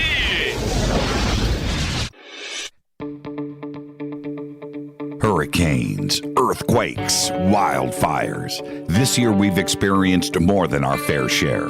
This is Jimmy Church of Fade to Black, and last month I decided to make sure my family does not have to worry about food should we get caught in a real emergency situation. Introducing Numana, a healthy, storable product that tastes so good that you'll want to eat it every day instead of just during those times of duress. All Numana products have a 25-year shelf life, are MSG and GMO-free, no preservatives, and are made in America. With the Numana pack in your home, you'll be able to sleep at night knowing that you've protected your family. Not only have I tasted and tested, I own it. Now you can too. Just click on the Numana banner on JimmyChurchRadio.com and use the promo code Jimmy when you order. In addition to a discount, we'll send you an autographed Fade to Black t-shirt. Seriously. Go Beckley Teppy. Do you want to be an official Fadernaut? Of course you do. This is Jimmy Church of Fade to Black. Just go to our membership section at JimmyChurchRadio.com. Introducing the new Surfer Music app. Listen, Fadernauts, you know I love my music. This is my go-to for all things notes. The Surfer app is a brand new concept in music listening. Surfer is free, providing unlimited access to thousands of live streaming radio stations. Surfer is an exciting, interactive listening experience. Discovery and surprise are built right in. Surfer is your destination to discover and rediscover great live streaming music. It features high-quality audio streams, free access to music from thousands of live streaming radio stations, unlimited listening, unlimited skipping. You get a music visualizer, and you can also select your favorite channels. Get it at the Apple App Store or Google Play. Just search Surfer Music or click on the Surfer banner at JimmyChurchRadio.com. Go Beckley Teppy. So, you love talk radio? Then you'll love TalkStreamLive.com. TalkStream Live is always on, 24/7 with the best streaming talk shows. Find your favorite talkers and discover some new ones. It's free, readily available online or on mobile with any smartphone or tablet. Finding your favorite talk shows all in one place has gotten a whole lot easier. Just go to TalkStreamLive.com. Be sure to download the free apps from Google Play or the iTunes App Store. You listen to us, and we listen to you. And so does the CIA. KGRARadio.com. If you have hard water, the lime scale not only leaves white spots, it clogs pipes and breaks down appliances, costing you hundreds of dollars in energy and wear. Eliminate lime scale and other water issues like brown staining and bad odors with HydroCare water products available from Wave Home Solutions. Wave's affordable water systems don't use salts or chemicals. You'll love the way your water tastes, smells, and looks. Satisfaction guaranteed. For more information, go to bestwater123.com. That's bestwater123.com. Are you intrigued by Paranormal Talk Radio? You'll love the new Paranormal Radio app from TalkStream Live. You'll find a great selection of talk shows covering UFOs, ghosts, strange phenomena, and much more. Download the Paranormal Radio app now and start listening to the very best in paranormal talk entertainment, including the network you're listening to right now. The Paranormal Radio app, free in Google Play and the iOS App Store. You are listening to Fade to Black with Jimmy Church on the Game Changer Network. Oi, oi, I'm Reese Evans. You're listening to Jimmy Church. This is Revolution. The revolution will not be televised. The revolution is on radio. Ciao.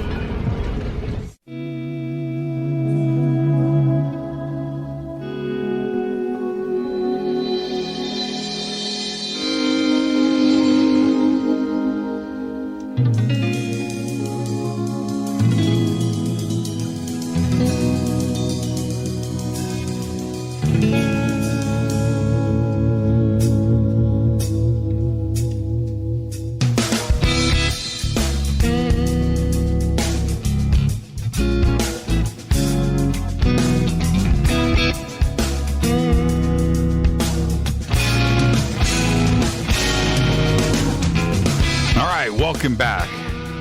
Maureen St. Germain is our guest tonight. Fade to Black on the Game Changer Network and KGRA The Planet. I'm your host, Jimmy Church. You can follow me on Twitter at JChurchRadio.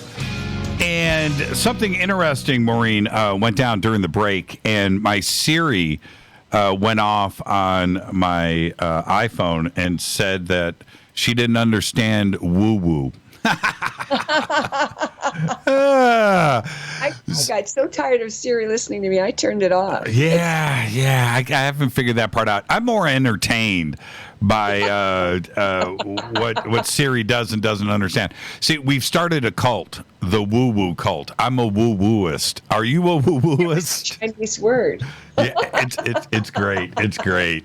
Let's let all of the anyway. We're gonna make T-shirts. I'm gonna send you one, and that you're a woo-wooist. Okay, and we'll get one out there to you. So now, what do we do about this? If anybody can access it, and they go and get in touch with you and get the book, and they're out there, jumping onto the woo-woo on-ramp, right, and merging into traffic. And they're accessing their personal records. Okay, there's the good side of it, and we'll talk about that. Is there a bad side to being able to do that?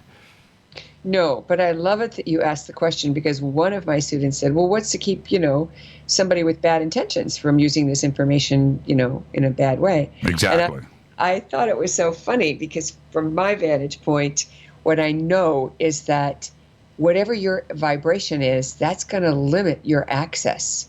So it's almost like a self-limiting system that if you can't ramp up, so to speak, to the level of the information that would be highly useful to you, you'll get information that's useful to you, but it won't be useful enough to be misused. Do you see? Okay. It's like when you teach the kids about birth control, you don't teach them everything. You teach them a tiny little bit. They're little kids. Then when they get older, they get a little more information. They learn how to use that information, and so on. Okay. Now, I understand that part, but now you're golden. You've got the best of intentions. You got the best positive vibrations. Is there stuff that you don't want to access? There is for me. I personally do not want to access information for entertainment purposes. So if someone asks me, was I, Cleopatra, or was I some other important person, because they're looking to find out if it's true because someone else already told them this, I don't have access. And the reason I don't have access is because I asked when I first began, I made a contract with the record keepers and I said, I do not want to be a party to a party. And so if someone asks for that kind of information, I don't want it to be available to me. And so it isn't. I made a decision. There are other kinds of information, like a death date. You might, as a guide, you might get that information, but you might not release it to the client, let's say. And certainly if you asked your own information, you might get it. You know that I come from a lineage of people who are plugged in. And my mother passed away this past year. And she said to my sister 3 weeks before she died, I keep getting this date. And my sister said, what date? And she said, March 10th. And my sister said, well, what's March 10th? She said, my last day on earth. And it was. No. Yes. For real. For shizzle. For real. For real. Wow. And, my sister had a funny conversation with her and said, well, that's not the date I'm getting. And so my mother said, well, what date are you getting? And my sister said, August. And, of course, at this point, my mother knows she's bluffing. And said, well, what day in August? And, of course, my sister said, I didn't think that far, Mom. Oh, your sister tried to throw your mom off the scent? Exactly. That's funny. She died in the early hours of March 11th, but her last day on Earth was March 10th. Wow. Wow. Wow. I don't even know how to respond to that. And especially when we're on March 13th. So that anniversary just passed us. That's right. She came in, Now, okay, so back to accessing this personal information. And the reason why I'm asking if there's something that you may not want to have access to, which is, I'm not necessarily pointing at something dark, but is there information that, personal records information that, you may not want to know this. Right, and so steer away from that and go into another direction. Yes and no. I'll give you two examples. One is with a client who was sure that her daughter's ex-boyfriend had poisoned the cats, and she asked about it. And I'm sweating bullets at this point because when I hear it, my personality pops into the front, and I'm thinking, oh my God, she's going to tell everyone, Maureen St. Germain said the boyfriend killed the cats. Right. And I did not want to be the carrier of that information. And, I pulled myself back. My personality goes to the back. And the record keeper spoke, and they said, you do not need your record keepers to confirm that which you already know. I don't even talk that way. Right. So, wait, was this, hold on, Maureen. Hold on. Let's pump the brakes right there. Was this an actual conversation with a client of yours? Yes. Okay. Conversation with a real person. Okay. And did you relay the record keeper's comment? I did. But I didn't say it because they didn't say it. They said, you don't need us. Now, remember, I'm speaking in third person. When I'm in the records, I'm not Maureen. They say, we say to you, blah, blah, blah. Right. And then I'd say, Maureen does this, but we say to you that, something like that. And what was your client's reaction? She said, I thought so. Oh, man. Oh, man. I want to go back to your Cleopatra comment. Okay. And I would think, or I would imagine that some people would ask a question like that because of their newness, right? I guess that's the right word. They're going into the fantastical side of it, and I suppose. But are you suggesting that people actually do come to you with those? Was I King Arthur? Was I Cleopatra? Does that actually happen? Sometimes, not too often. But what people do say is, who was I in the past, or what's my planetary origin? And that certainly is a reasonable request. Sure. And, even I think I'm making it up when it comes out of my mouth. My personality is sitting in the back going, oh, crap, I can't believe that came out of my mouth. And then the client will look at me and say, I said that to my mom when I was 6 years old. Like the client that was told that she was from the Pleiades. And I'm thinking, how could that come out of, how would I know these things? So you don't know. You don't know. This stuff comes right through from the records. It's almost like a channel opens up and goes directly to your mouth, and all I can say is stuff comes out that you didn't even know you were going to say. And that's quite the amazing thing. Yeah, and not everybody can be Cleopatra. Well, there's this whole theory about soul fragmentation. So maybe, part of a person was Cleopatra. So, or maybe Cleopatra, another way to look at it is Cleopatra did her thing and then she wanted to split in multiple souls and merge with, fragments of other souls so she could have a different kind of experience. And there are spiritual teachers that talk about that. I don't try to worry about that. I just point people in that direction and say, take a look at that if that's a concern for you.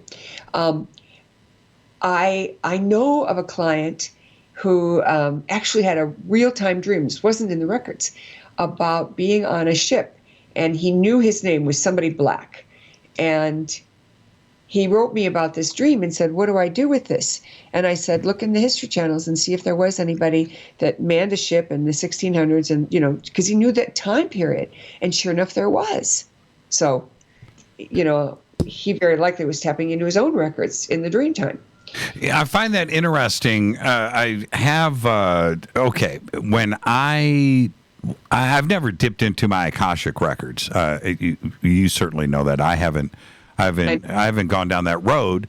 I want to, but when I ever dream about past lives, and I do it just like everybody else does, I'm never a general, or I'm never even on horseback. No matter what time period I go to, I'm some homeless guy on the side of the road in the mud. I'm you know what I mean? I'm not of anything of importance. I've never had those kind of dreams. Is that unusual? Well, you mean, is it unusual to not have a grandiose dream? Right. No, I think most of us have had pretty ordinary lives, and maybe we've had one or two experiences where they were quite substantial. There's a number of people that have started to come out and share their experiences. Norm Shealy is one. He writes about this in his book, Conversations with G. Of course, we know David Wilcock talks about his experiences and how he was, assuming he was Edgar Cayce. Edgar Cayce says he was a real lush the previous lifetime. So, I think we kind of follow a sine wave. We have a good life and we're very gracious and helpful to humanity, and maybe we've slipped through the cracks and are in ego and destroy the life. But what I do know is that those of us who reach a certain, I'll call it benchmark, we don't fall below that line, and that may also be because of a certain level of mastery that we've achieved in other lifetimes that prevents that from happening. And that takes me to a very interesting thing that has to do with going into someone's past life. And I don't recommend doing this at all. It's not my thing, and I don't particularly subscribe to it. And the reason is because there are a lot of people on this planet right now whose past lives have been sealed. And when they try to access a past life through various, trainings that a person could take, like mine, they can't get anything. They can't get in, they can't get anything, and they wonder what's wrong. And in the records, what I have been told for these clients, and again, I don't know this as a preconceived notion. They don't tell me this ahead of time. In fact, the less I know about a client, the better for me, because I don't want my personality to, drop something in. Right. So time after time after time, these people have been told the same thing. And the answer is your records were sealed when you came in, because you do not need to have access to past lives because you've already achieved a certain level of mastery. And that mastery is sealed. It's kind of like having a trust fund that you can't touch. And everybody knows you got it and you got resources, but you're not using it. So don't be disappointed if you can't. Exactly. The idea of the Akashic Records, and I'm saying idea loosely here, Maureen, is for me being proven more and more by science who don't even understand what the Akashic Records are. And our worlds are starting to collide right now. And I envision the Akashic Records as something more physical in that it was recorded in the past and the probable futures electronically. We live in an electronic universe, and we have quantum physics and multi-world and parallel worlds and these things that physics is starting to prove today that is part of our reality. Is that where the Akashic Records are starting to fall into place? Is it literally an electronic storage of our past and our future? I don't think so. I think it's an energetic one. And think about this. You and I have had tape decks. Then we had CDs. Mm-hmm. And we have data that just comes in as electronic data. Right. What's to keep the information from being more than what we can perceive right now? You know, if you talk to somebody who, was in prison or something and didn't have access to certain kinds of information, they would be astounded. Or somebody was, there's stories about people who were in coma for 20 years or some wacky thing. They come out and they're astounded at the progress humanity has made from cell phones, for example.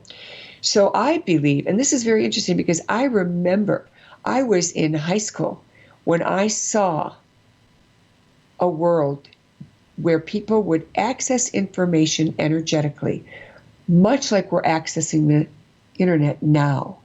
And later, when the internet came around, 40 or whatever years later, when the internet came around, and I remembered that experience, I thought, well, I wonder if I was imagining the internet. But I now think I was seeing the Akashic Records. I just didn't know that's what it was.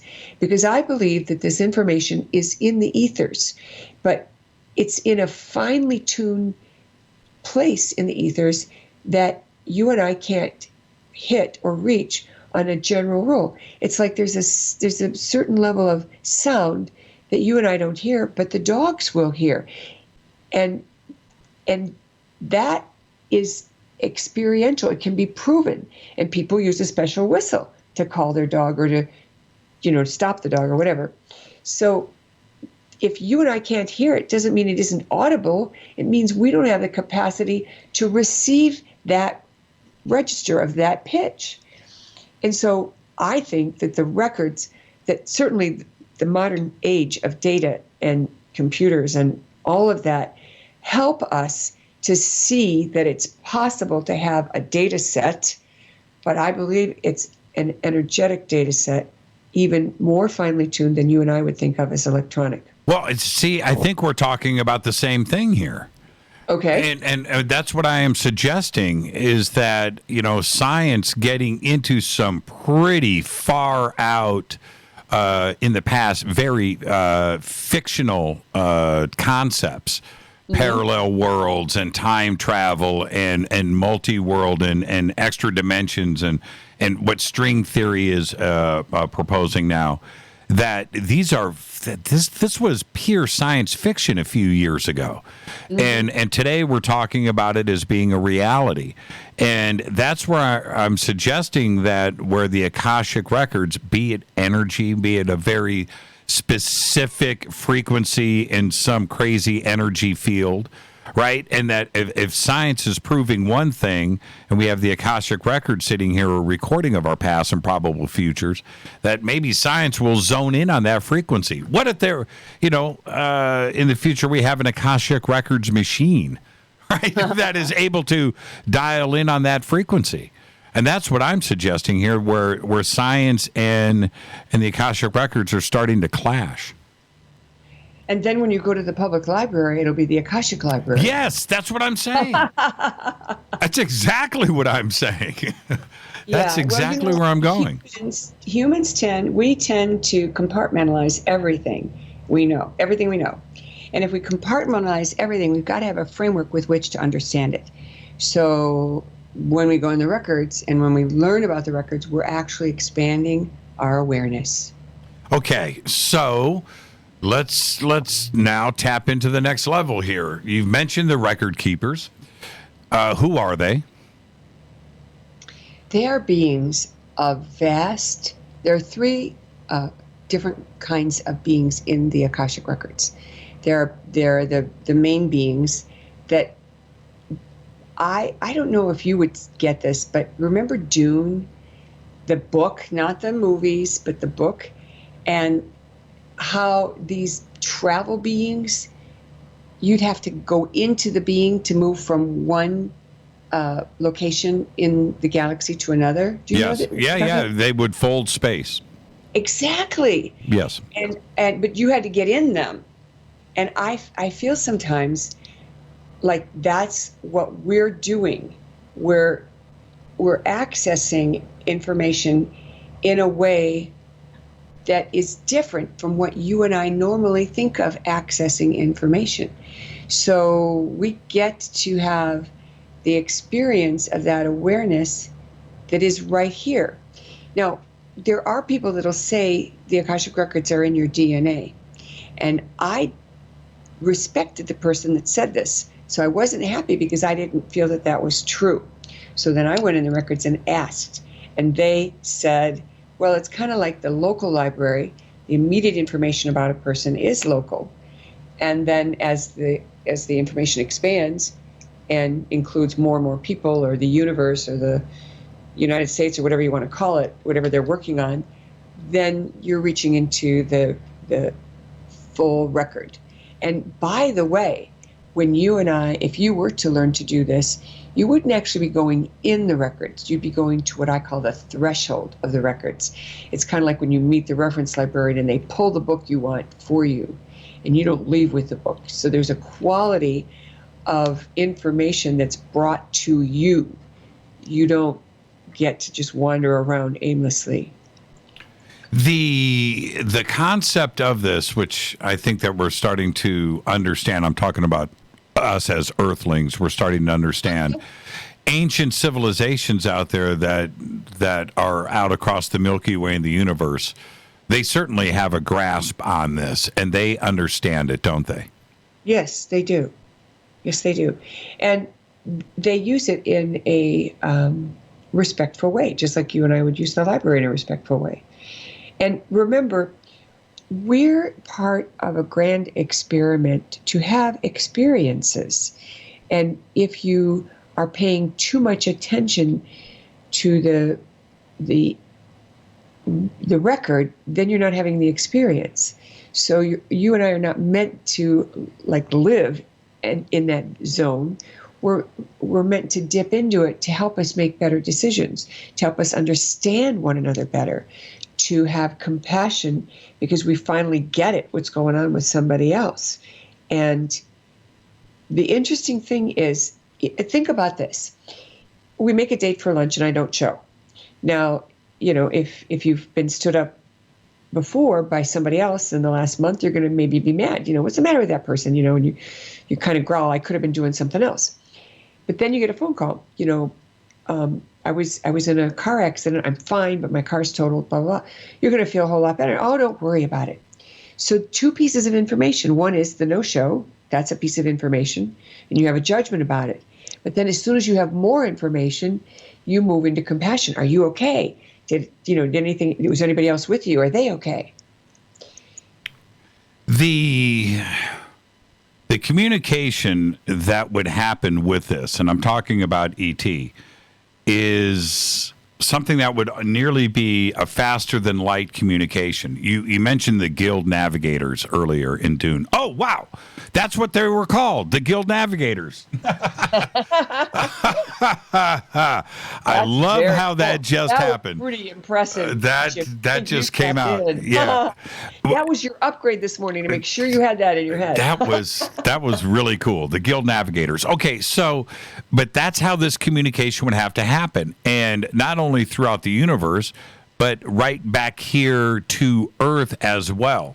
And that when you have millions of people around the planet talking about some type of communication, which goes all the way back, thousands of years into the Bible, and and this type of communication with the heavens, is that what is going on, Maureen? I believe it is.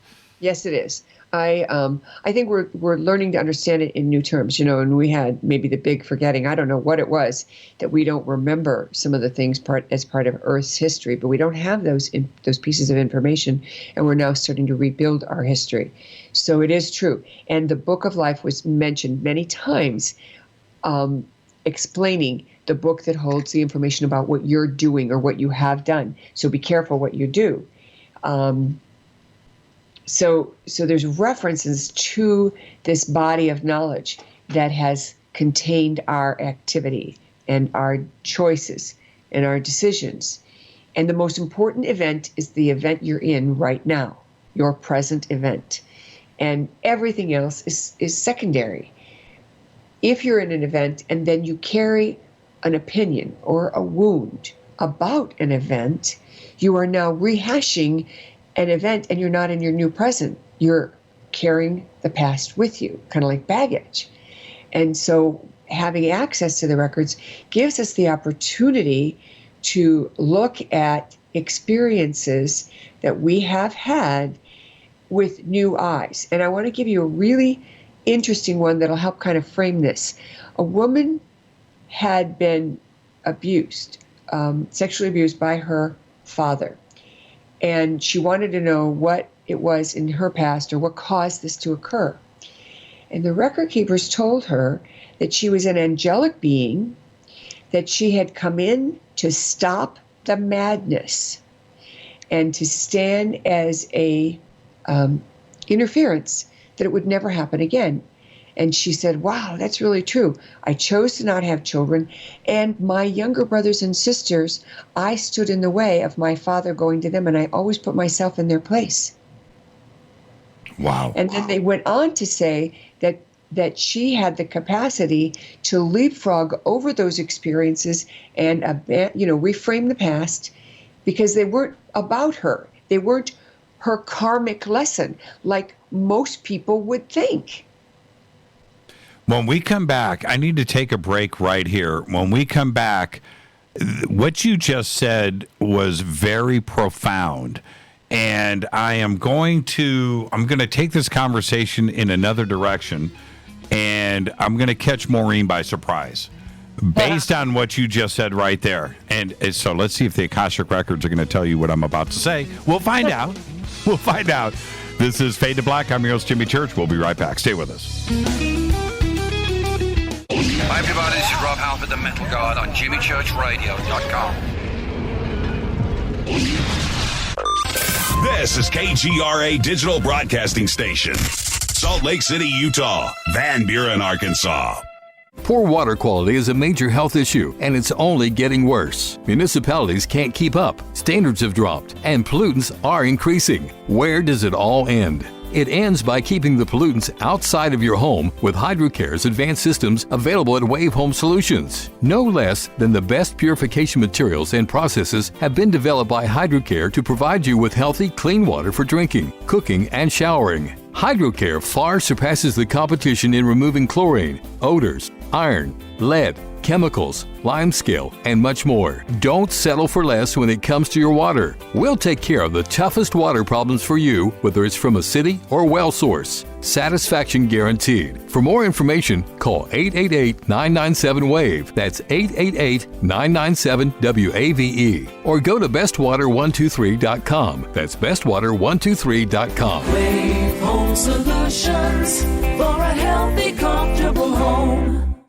Your contact for current news and trending topics. KGRARadio.com. Does your basement or crawl space have a damp, musty smell? Well, watch out. That's a sign of too much moisture and not enough ventilation. And that can mean increased mold growth and the buildup of harmful toxins and gases. Don't bother with a dehumidifier. It just circulates the same unhealthy air. Now there's a better way to remove these dangers and odors. It's with the computerized Wave Moisture Control Unit that reduces moisture and expels pollutants. maintenance. We replaced our old dehumidifier with the Wave unit, and in only 3 weeks, our basement is dry and the musty smell is gone. Wave units require no maintenance, no buckets of water or filters, and costs only pennies a day to run. Breathe better, live healthier with an affordable, no-maintenance Wave unit. Call 888-717-WAVE, 888-717-WAVE, or visit dryhealthyhome.com. dryhealthyhome.com. Ride the wave. Wave Home Solutions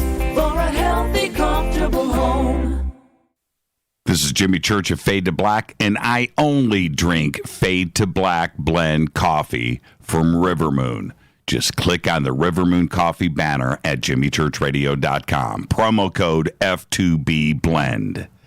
So are you tired of being tired? Well, then it's time to get the tea. Hey, it's Lisa here to tell you about this all-natural, all-organic tea I've been drinking that has had great results for over 20 years. It's called Life Change Tea, and it's specially formulated to help detoxify and cleanse your kidneys, liver, colon, and blood all at once. The colon is one of the most ignored organs in the human body. The faster that waste is eliminated from the body, the less time that waste sits in our intestines, spreading toxins to our bloodstream.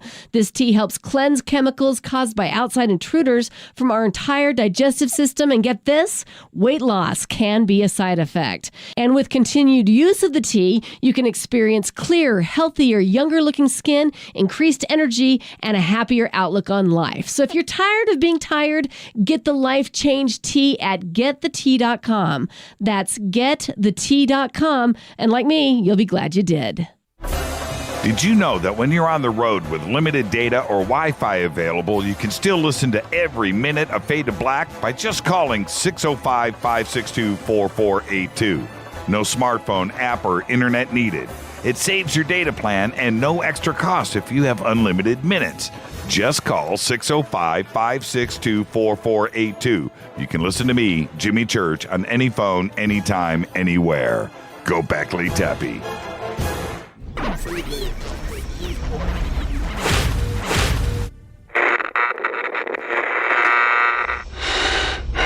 You want to know a secret? I love ponies. I really love ponies. I'm serious. I couldn't stay sane without ponies to brush. Why Fade to Black? Because you never got that pony, damn it. This is Fade to Black with Jimmy Church on the Game Changer Radio Network and KGRA, the Global Radio Alliance.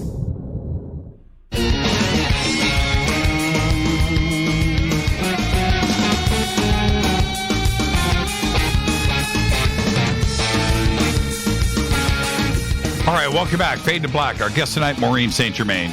We're talking about her new book. It's called Opening the Akashic Records. We've got the links right up there on Twitter. You can also follow Maureen at TE Incorporated, and I've got those links up right now on Twitter, so you can go and follow Maureen. Now, okay, Maureen, after you just shared with us that experience with the daughter, right? That suggests one thing and one thing only, that the Akashic Records and what you are doing with them, you are not a psychic, right? In that somebody would come into this and look and go, this is Maureen's a psychic. That's not what is going on. Exactly. And I tell people, in fact, we send them a written document, what you can expect. And the first thing it says is the Akashic Records are not a psychic reading. Oh, really? You do that? We actually tell people that. And that was Siri trying to copy me. I can't believe it. That's too funny. But it's really true. And I wanted. It's funny that. Well, I'm sorry if I'm talking over you. It's funny that you tell people that these are not psychic readings, and what you just shared with us is the opposite of a psychic reading. Exactly. And that example is probably the most ideal way to show that it's not in a psychic reading. Because people wouldn't get it otherwise. They wouldn't even comprehend that. And what do we do about the other parts of people trying to use this for predictions or earth events or, lottery numbers, if you know what I mean? Well, it's so funny that you asked this. Makes me laugh because a person could try, but I don't think they would be successful because it's for self-gain, and the purpose of accessing the records is for soul growth. So anything that takes you away from soul growth, because think about it, if you're looking for it as a way to make money and have more money, then you're not interested in soul growth. You're interested in material things or material growth, and that you're not going to get the kind of information you're seeking.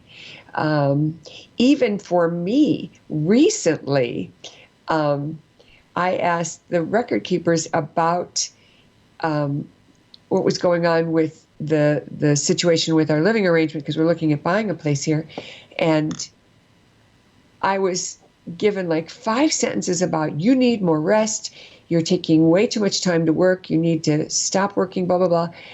And I actually asked the question a second time because I thought, what the heck? They didn't even answer my question.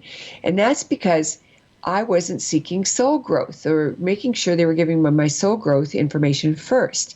And then they just said, you'll have the apartment of your dreams. Don't worry about it. And that was it. So even you get shut down. Yeah, I mean, you're just not going to get it because, it was a very material thing that I was asking about.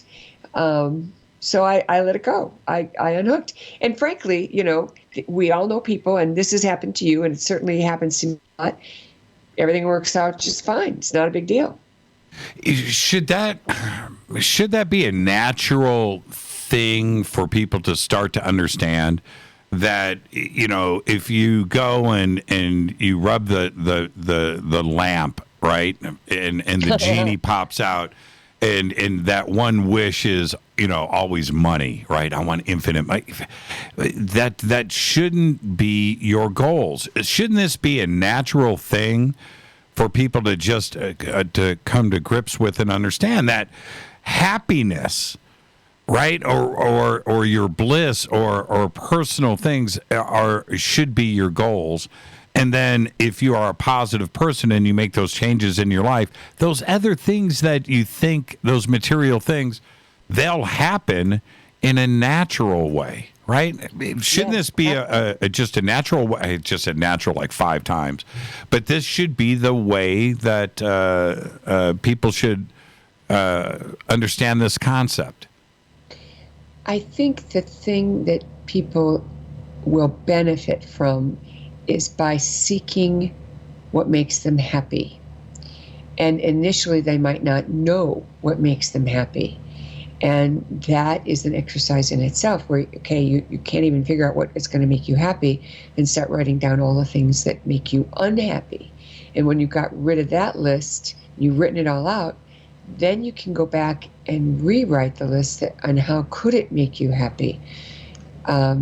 So there's a place where people can find happiness, not in their work, not in their job, but just happiness for happiness' sake. And I'll give you an example. When I went through a divorce of my first marriage of 25 years, I was very depressed and I felt very sad. And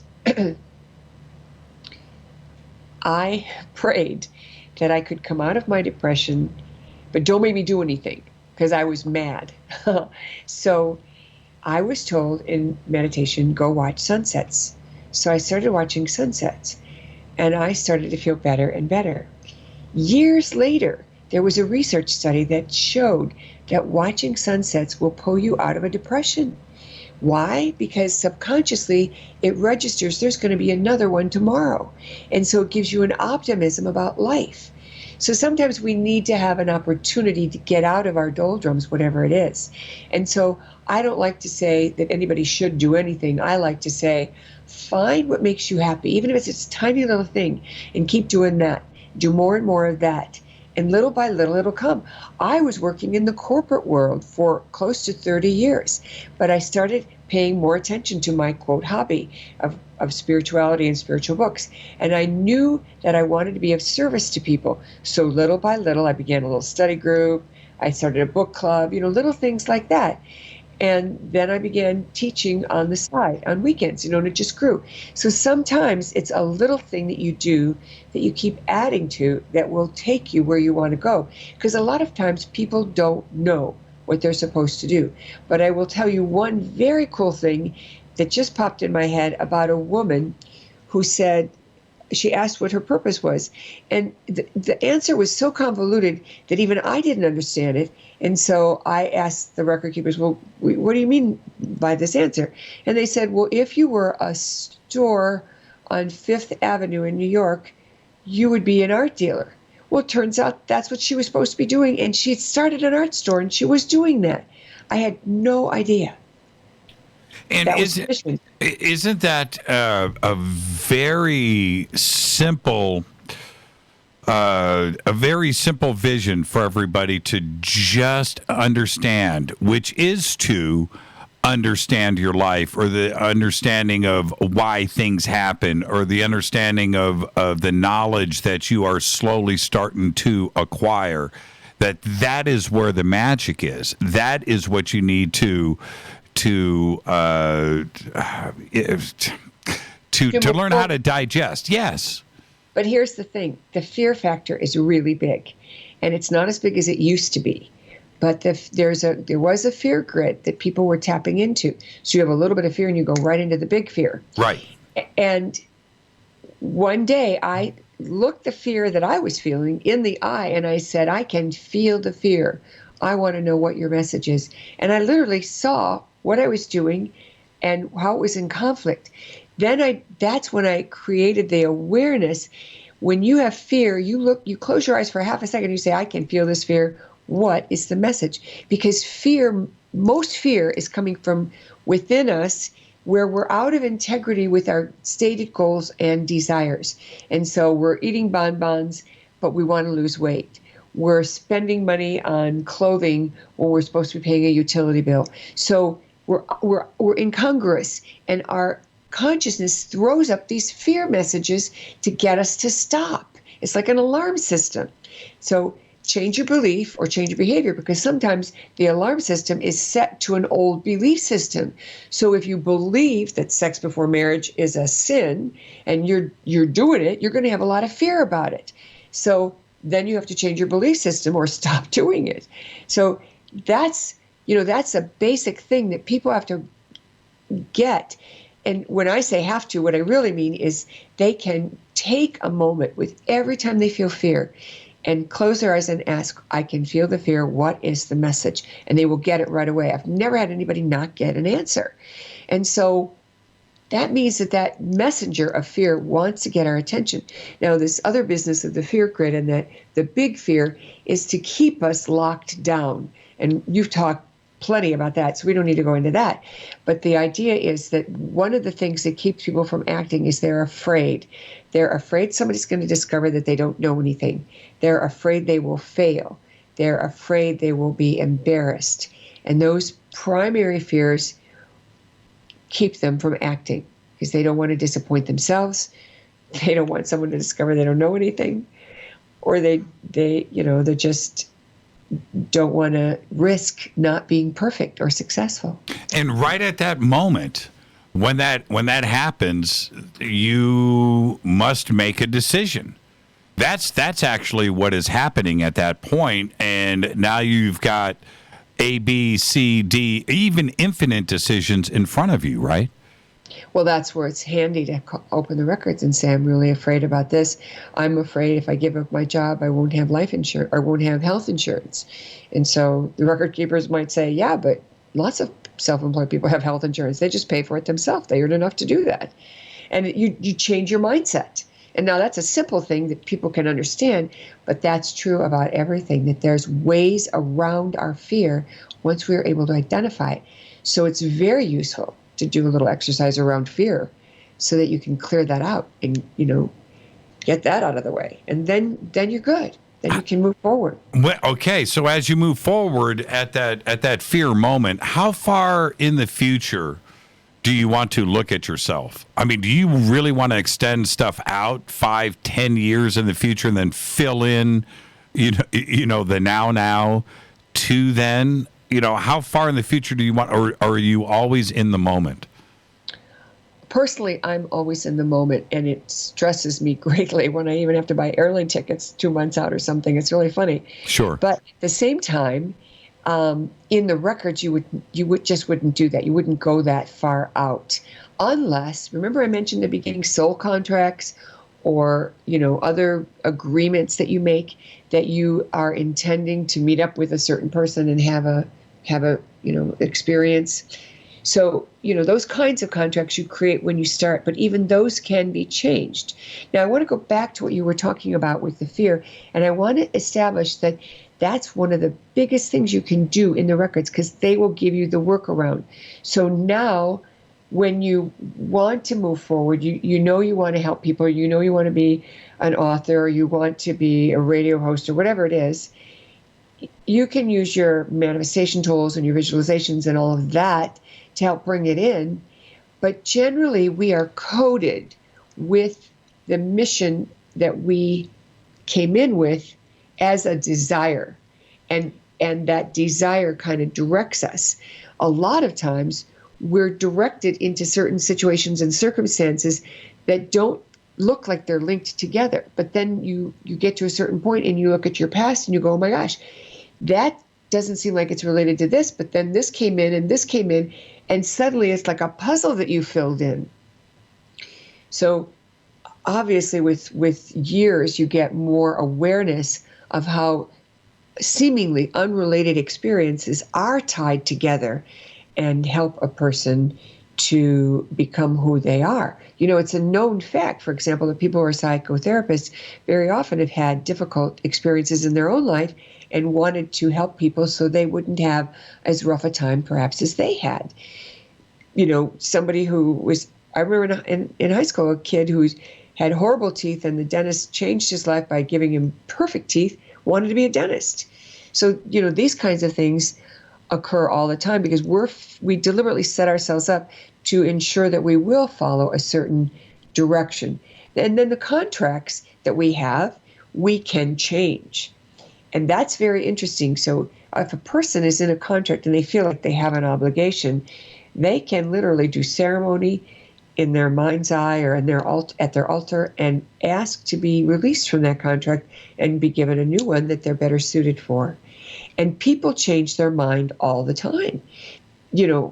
I had a client who knew that the person that she was in love with was supposed to be with her, and he had, for lack of a better explanation, kind of merged with her soulmate as her soul, and so he's now her soulmate. And yet he was afraid to take that step. And she wanted to know what she should do to fix it. I just laughed and said, once you hit this planet, once you hit Earth, you have so much free will that you can change your mind.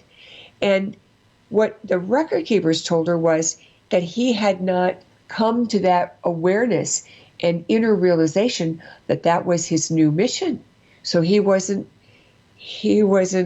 signed up for that service yet. But it didn't mean he wasn't going to be. She's thinking, well, he had a full connection with this aspect of himself. Surely it's done.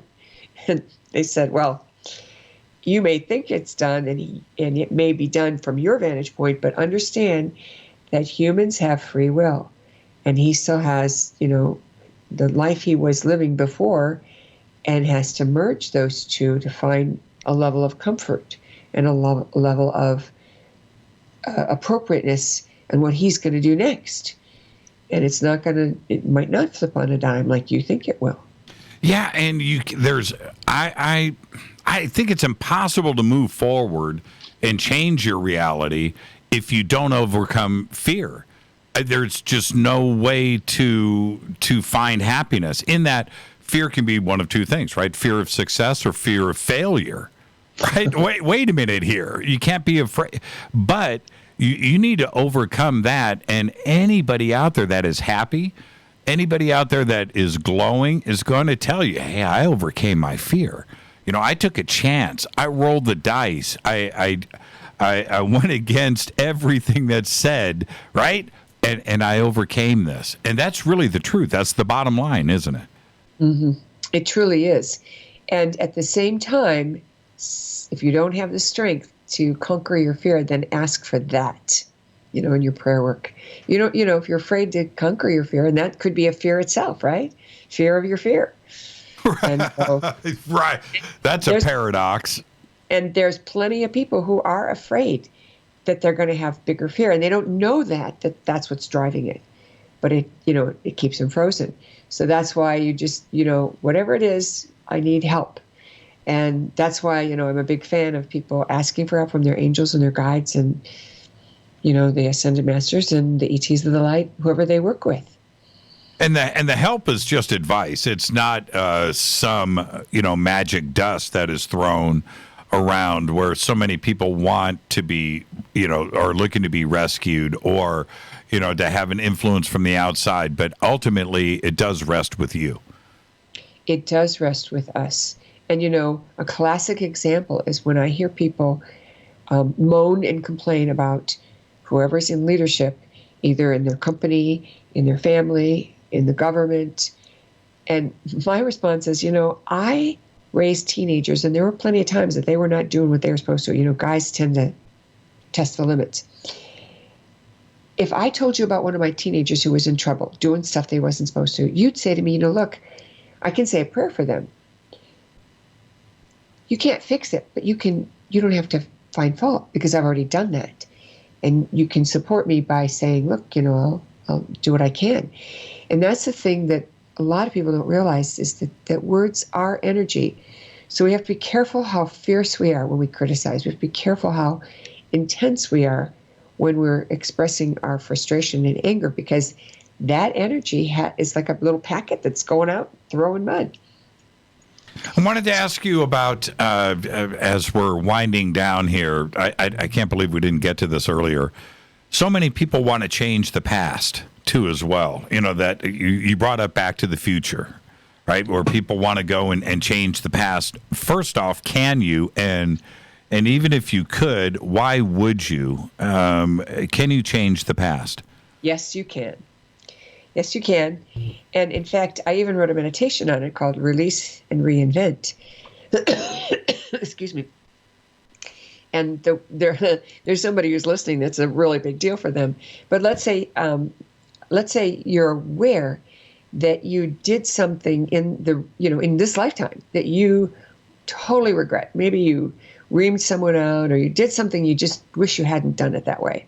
You actually can go back and review the event and then give it a new ending that you would have preferred for yourself.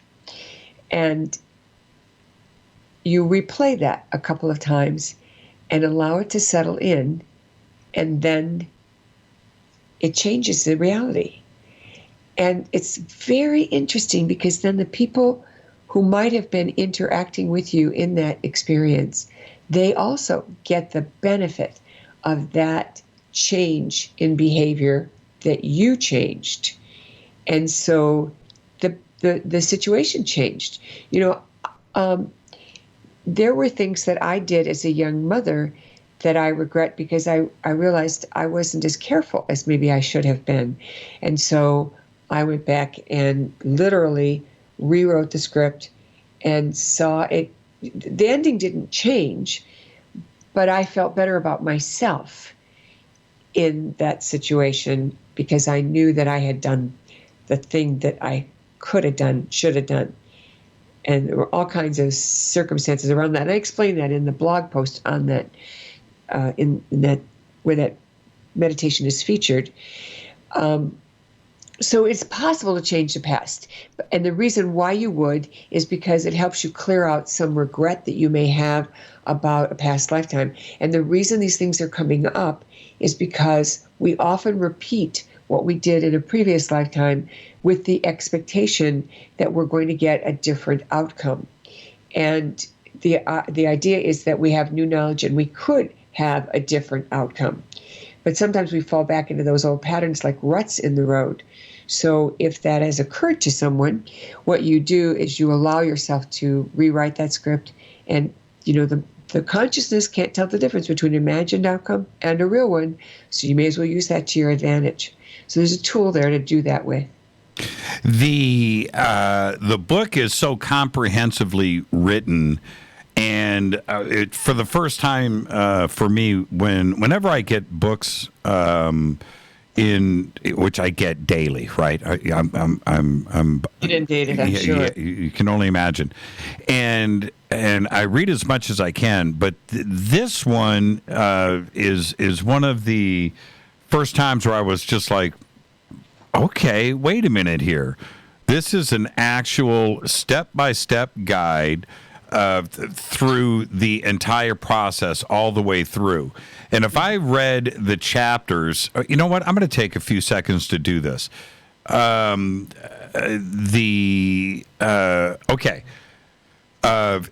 Chapter 3, Keys to Much More Than a Kingdom. Chapter 4, Practical Wisdom, essential step-by-step instructions and explanations. Right? 5, One Kind of Power, Discovering Your Higher Self and Use in the Akashic Records. 6, What to Ask and How to Ask. 7, Making the Most of an Opportunity, right? This is the way this book is laid out. And I'm very excited, not only for you, but for anybody that reads this. For once, it's like the answers are actually here. And I've got to commend you for that, Maureen. It's really well done. Thank you. I am very grateful to Inner Traditions as well, because I had a good editor, and I have had many years of experience working with people and teaching. And teaching is my love, and teaching is how I learn. So it's a blessing to everyone. And everybody should go, when they get the book, go to Appendix A, the Code of Ethics. Well done, Maureen. It is just a great book, and thank you so much. Where can everybody go to get it? Amazon is the ideal place, but it is going to be available in Barnes & Noble or any bookstore you want. And you can pre-order it, and it will come on or before April 5th, when it is the official release date. On April 5th, then it's allowed to be released. And I'm excited because it's just so amazing, this material and this way to teach people. And I'm so grateful for the opportunity to be with you. Yeah, absolutely. And I know that people can reach out to you via Twitter, but how else can somebody reach out? My email is info@MaureenSt.Germain.com or Kim at MaureenSt.Germain.com. Would be the two easiest ways to reach out to me. And if someone wants to have a session with me, we're already booking into mid-April and May. So, hang on to your hat. It's going to happen. And Maureen at MaureenSt.Germain.com if there's like a big emergency. But I will tell you, I get so many emails, just like you get so many books. It's nearly impossible for me to read them all, and so I might miss one. And when that happens, you're going to wonder, why didn't I hear from her? And then you're going to hear from me saying, well, if you'd written Kim, you probably would have gotten an answer. Right. So Kim at MaureenSt.Germain.com, and I look forward to our next conversation, and when you, Rita, and I can hang out once again in person. It's always great when we get a chance to do that. It doesn't happen enough. I agree. Thank you so much, Maureen. Enjoy the rest of your night. Oh, by the way, Maureen is out there in New York. She's in New York City, and so it's getting late out there. So I was going to say, enjoy the rest of your night. Enjoy the rest of your week. Thank you so much, Maureen. Thank you as well. Bye-bye. Maureen St. Germain. Very simple, MaureenSt.Germain.com. And the book is Opening the Akashic Records. We've got the links up there at JimmyChurchRadio.com and in Twitter. All right, I'm going to take a quick break. I'll come back and just open up the phone lines and have a chat with all of you. I'll be right back. Stay with us.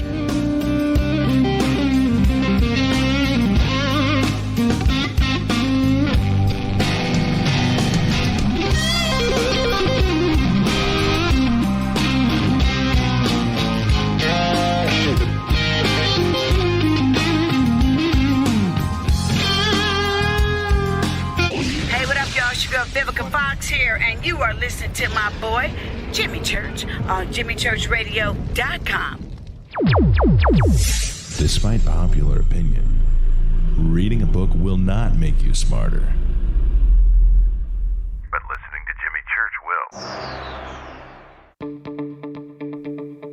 Hurricanes, earthquakes, wildfires. This year we've experienced more than our fair share. This is Jimmy Church of Fade to Black, and last month I decided to make sure my family does not have to worry about food should we get caught in a real emergency situation. Introducing Numana, a healthy, storable product that tastes so good that you'll want to eat it every day instead of just during those times of duress. All Numana products have a 25-year shelf life, are MSG and GMO-free, no preservatives, and are made in America.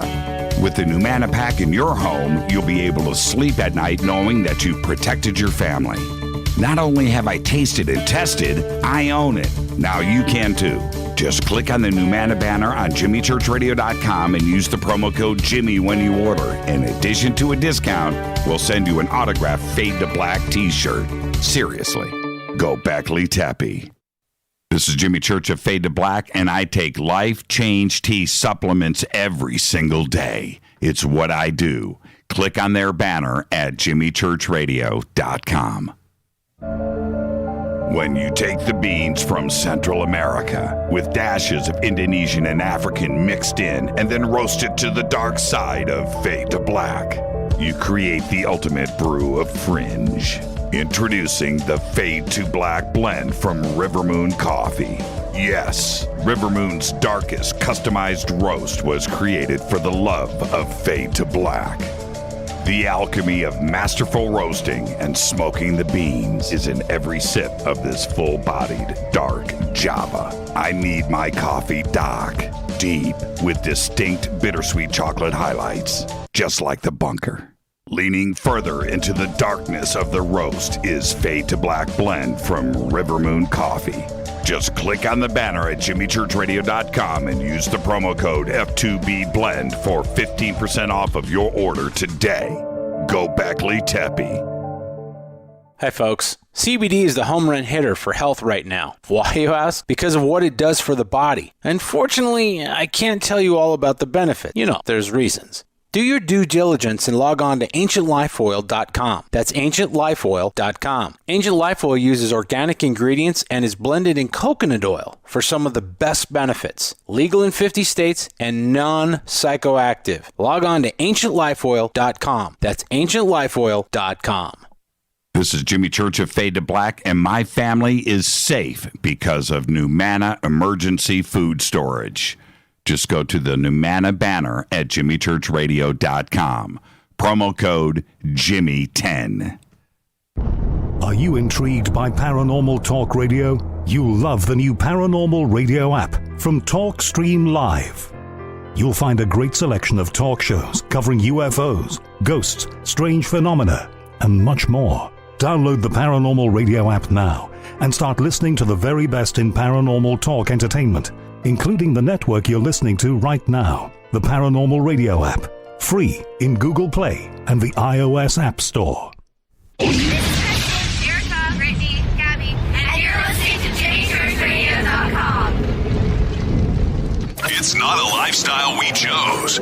We were born this way. KGRARadio.com.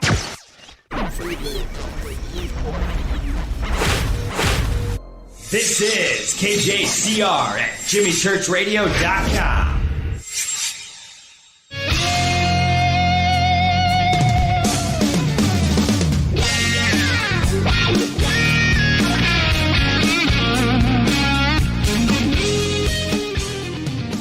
Welcome back, Fade to Black. Maureen St. Germain. She's so cool. She's so cool. One of the bright spots for all of us out there when we're at conferences is Maureen.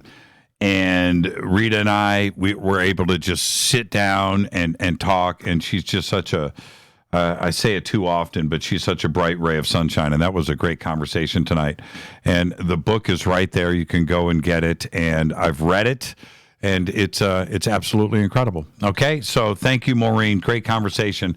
And with that, let's go to the phones. Hi, you're live on Fade to Black. Who's calling? This is Ian.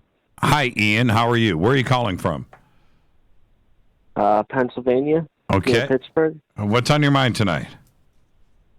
Well, I was calling maybe ask that Akashic lady a question, but since she's off, I figured I'll ask you something. Sure. Did you see the Michael Jackson documentary yet, by chance? I have not, and I'll tell you why, because obviously you've seen it, and I want to get your opinion on it. I know it's loaded with darkness. And for me, I don't know. I would have difficulty in getting through it. We just talked about overcoming fears, right? Yeah. That's honestly what made me think of it. So it is pretty scary. It's heavy, and we've got an image of Michael Jackson before all of this stuff came up in 92, 93, in that era, right in there when it started to come forward. And, so we've got that image before then and the image after. And you go and you listen to his music today, and it doesn't have the same impact anymore. And it's really, really sad. So that being said, what did you think? I really like Michael Jackson as an artist, and his music definitely influenced the world, like the way he sold himself as a brand, the way he moved with his music, the way he breathed, all of it. It was perfection. But at the same time, I didn't really know much until I watched this documentary. And then when I listened to their testimonies, it's pretty convincing, and it's just pretty scary when you add it all up, with Neverland and his experiences being traumatized as a child. And the reason why I was calling is I wanted to ask the lady that was on, if there was someone, say it doesn't even have to be Michael Jackson, but they're in a situation where they're doing something so bad and they know it. My question is, wouldn't they fear doing that? And if so, or if not, wouldn't that be bad to not have fear in that case? Well, what do we, totally. What do we do with that, though, Ian? What do we do with the information? He's dead, right? He's dead. He's not here to defend himself or to answer, not only defend himself, or to answer to these accusations. He's dead. He's no longer here. Is the documentary beneficial at this point, or is it just, creating darkness for everybody when maybe we don't need to do that? It's just, what do we do with it? Right. Well, I suppose some people would call waking up to the realities, and then that gets me thinking about the spiritual realm and how this all works, how you could have all this money, all this talent, success, castles, and still be so lonely, Yeah. And it just really makes you think about how we all affect each other and just how things can go so awry decades later. Yeah, you're absolutely right, Ian, and I want to thank you for the phone call. And see, the other thing is, and thank you, and don't be a stranger. The other aspect to the Michael Jackson part of this is that I'm watching people's reactions, not only with individuals, the fans that are out there, but all the way up through the media. That what is it ultimately that you want here? What is the goal? Do you want to erase Michael Jackson from the history books, right? To ban his music from all radio, and that's it, and take him out of history like he never existed? Is that ultimately what you want? And in a weird way, I kind of understand that. If these accusations are true, I don't know. I'm not part of his circle. I'll say this directly. I was directly in contact with quite a few people that were on a couple of his tours, including an accountant or two that did a couple of his world tours. I have personal friends with and very close with some musicians and also some technicians that were on those tours. and that were around Michael that said that there was nothing strange ever, witnessed. But that there was a couple of things that they looked back on and maybe raised an eyebrow or two, knowing what they know now. I don't know how to move forward with this, but ultimately, what is it that everybody wants? What, that there's no more radio airplay, right? Is that it? That you want them taken off of iTunes? Is that ultimately what people would be happy with? I find it very strange.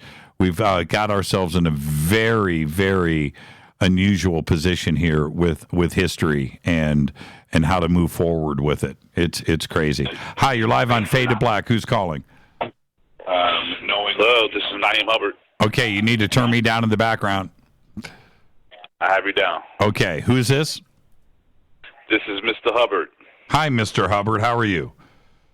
Pretty good, sir. Pretty good. How are you? Yeah, I'm great, man. I'm talking to you. What's on your mind tonight? Well, a couple of things. You were just mentioning Michael Jackson, and about his whole case and everything going on. Well, not a case. One thing I want to say is that, of course, he's dead, but he was also acquitted. No one's really mentioning that. He was acquitted of all charges, and as well, which we're now finding that Michael was investigated through the FBI for more than 10 years. So on top of that, what's most important to me, because I'm a black man, he's a black man. Mm-hmm. So of course they would have thrown him completely under the jail. They would have destroyed. They were looking for anything under every crevice. They did not find anything, nothing whatsoever. The FBI. Yeah, right. When I talk about local police, so right. Then you have to look at all the little details. He owned half of Sony's catalog. Well, that ties into his death, but I just think it's a shame that that all this is coming up. Those individuals that have a platform that was giving a platform to reiterate more lies, because those two individuals pretty much in the past said that Michael didn't do anything under oath. So which they should be charged under for perjury right now. Like, it's crazy. Yeah, I agree with you. And what do you make of ultimately, what's the goal of not only this documentary but the way people are reacting? What is it that they want? You just want Michael erased? Never to be played again on radio? Is that what's going to make you happy? I find that very offensive. I think it all ties down to money. They're saying that the individuals that they're they bring this up right now, which Oprah and everything with the whole documentary, they didn't get paid for it. But at the same time, they have a lawsuit against Michael's estate. Okay, so it's all about big money. It's all about money. It's all about money, and I think they're putting on a pretty good acting show, But it's a shame because Michael was acquitted for one, and he's dead. He can't even defend himself. And have you seen the documentary? No, I won't even watch it because I lived through the history of everything. I watched the court dates. I watched on live TV, just like a lot of us did back in the day. And what's the point of watching it? Because it's nothing but we already know it's propaganda, and it's pretty much is slandering him. Like, there's nothing, and you said fear. There's nothing positive coming out of that. So I think what they want is pretty much his music. They want all the money, pretty much. It comes down to money. It's all about money. And this is why I kind of trip on it, is that he's dead. He's dead. What is the point of the documentary? And I think you raised the ultimate answer to that, which is it comes down to money. He's right. So in the whole Me Too movement right now, The Me Too movement is going on right now, and they're bringing up dead man's cases that was acquitted. So now he's the estate is still open with millions and trillions, who knows how much money. So it's all about money. And if it wasn't, why would they trying to sue the the state right now? Why would they even be doing a documentary? For what? Like, what really would be the purpose? I like what you said earlier, though. He was acquitted, right? He was acquitted. He was acquitted. I don't think when you have somebody like as big of a star as Michael Jackson, the biggest, who's bigger than Michael Jackson, right? You got the Beatles, you got Elvis. That's it, right? And he owned everything. He owned the Beatles. He owned the James Bond theme. He owned the Happy Birthday theme. Like, I mean, give me a break. Like, it's ridiculous. Right. He outsmarted everybody in their game. And so, they want to just kill his legacy. They killed him. Now they killed him. So let's kill the legacy and let's get the money. And then we'll be done with that. And let's, move on to the next. I don't know who else they got. They killed off all the black major artists. Like, Well, that's true. I don't know who else. I don't know who else is left. Stan Cooke, they got him. Like, they got James Brown. They got Michael. They got Prince. Who else? Like, I don't know who else. I mean, all great points. And I want to go back to what you said, though, which is if anybody out there was going to get caught, he's the biggest star. He's got all of the, and they couldn't get the real hardcore evidence. They couldn't get the not one piece. Right. Now, I will say this though. Now, I agree that he was acquitted, and everything. But at the same time, what grown man, is like, having strange children come over to their house and staying the night? Like, is that? I do find that kind of strange. Like, Oh, that's that's not kind of strange. That's really friggin' strange. There's no question about that. Yeah. Okay, so he was a strange guy. Okay, all right. Okay, all right. You look at his skin color and his nose and his face and his transition. That's a strange person. Right. Okay, all right. Right. But when you go back to his... But at the same time, that doesn't mean he actually physically put his hands down in a boy's crotch. And it doesn't mean that. There's some weird-ass people that we all come across every day. I might be weird to somebody, but I'm just saying, like, this is weird people. So it doesn't mean that they're, have a desire to actually sleep with the person, like, or to But, again, the FBI did their check, and they couldn't find anything. Not one piece of evidence. Not one thing. Yeah, one little piece of evidence would have tipped everything completely over. There's no doubt about that, because then suddenly all the other accusations suddenly become very, very relevant if they had that one little piece.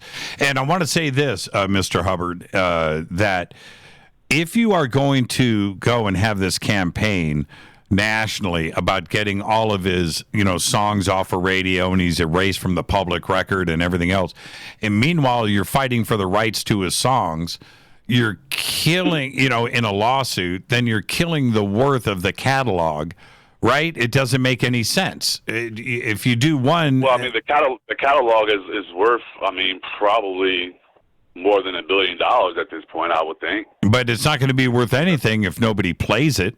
Well, that's true too. Yeah. It's kind of it's self-defeating. It's self-defeating. Well, hey man, hey, thank you for the phone call, and I'm still not going to watch the documentary. I don't like, I struggle with darkness. You know what I mean? I don't like to. I don't like to have that kind of anxiety. I went through. I started to watch this TV series. I'm not going to say the name, and I was going to binge it. And I got like 3 episodes in, and it got so stressful that I just, You know what I mean? I don't like that. I don't like to. I can ask you a question. Do you feel the effects of the Mercury retrograde right now? Well, you know what? All of my astrologer friends, where they bring up Mercury retrograde with me so often that, and it's always at the right time of when strangeness is going on, that I think there's something to it. Right? I honestly do. I really do. I agree with you. Same here. Thank you for the phone call, Mr. Hubbard, and behave and be well. Thanks for the answer. That's a great phone call right there. Thank you, my friend. Bye-bye. Take care. That's a great phone call. That's what I'm talking about. Right there. I don't know. I would need to, for me, I would need to watch it at the right moment, when we're not in retrograde. I got to watch it when I'm in a happy mood. If I'm in anywhere around some kind of darkness and something like that, that's so heavy. I don't like to deal with it. That's it. That's just me. That's just me. All right. Hi, you're live on Fade to Black. Who's calling? This is Adam. How's it going, Jimmy? Hey, Adam. How are you? Doing great. My question slash concern is, I just seen on YouTube that Elon Musk sent rocket ships out into orbit. What's his next step? Say that again, Adam. I didn't quite catch that. Adam? Yes, I'm here. Okay, I didn't quite catch that. You said Elon Musk said what? I seen a live feed the other day of Elon Musk doing his SpaceX stuff, and he sent a rocket out in orbit. And I was curious on what his next step is and what your take on all that is.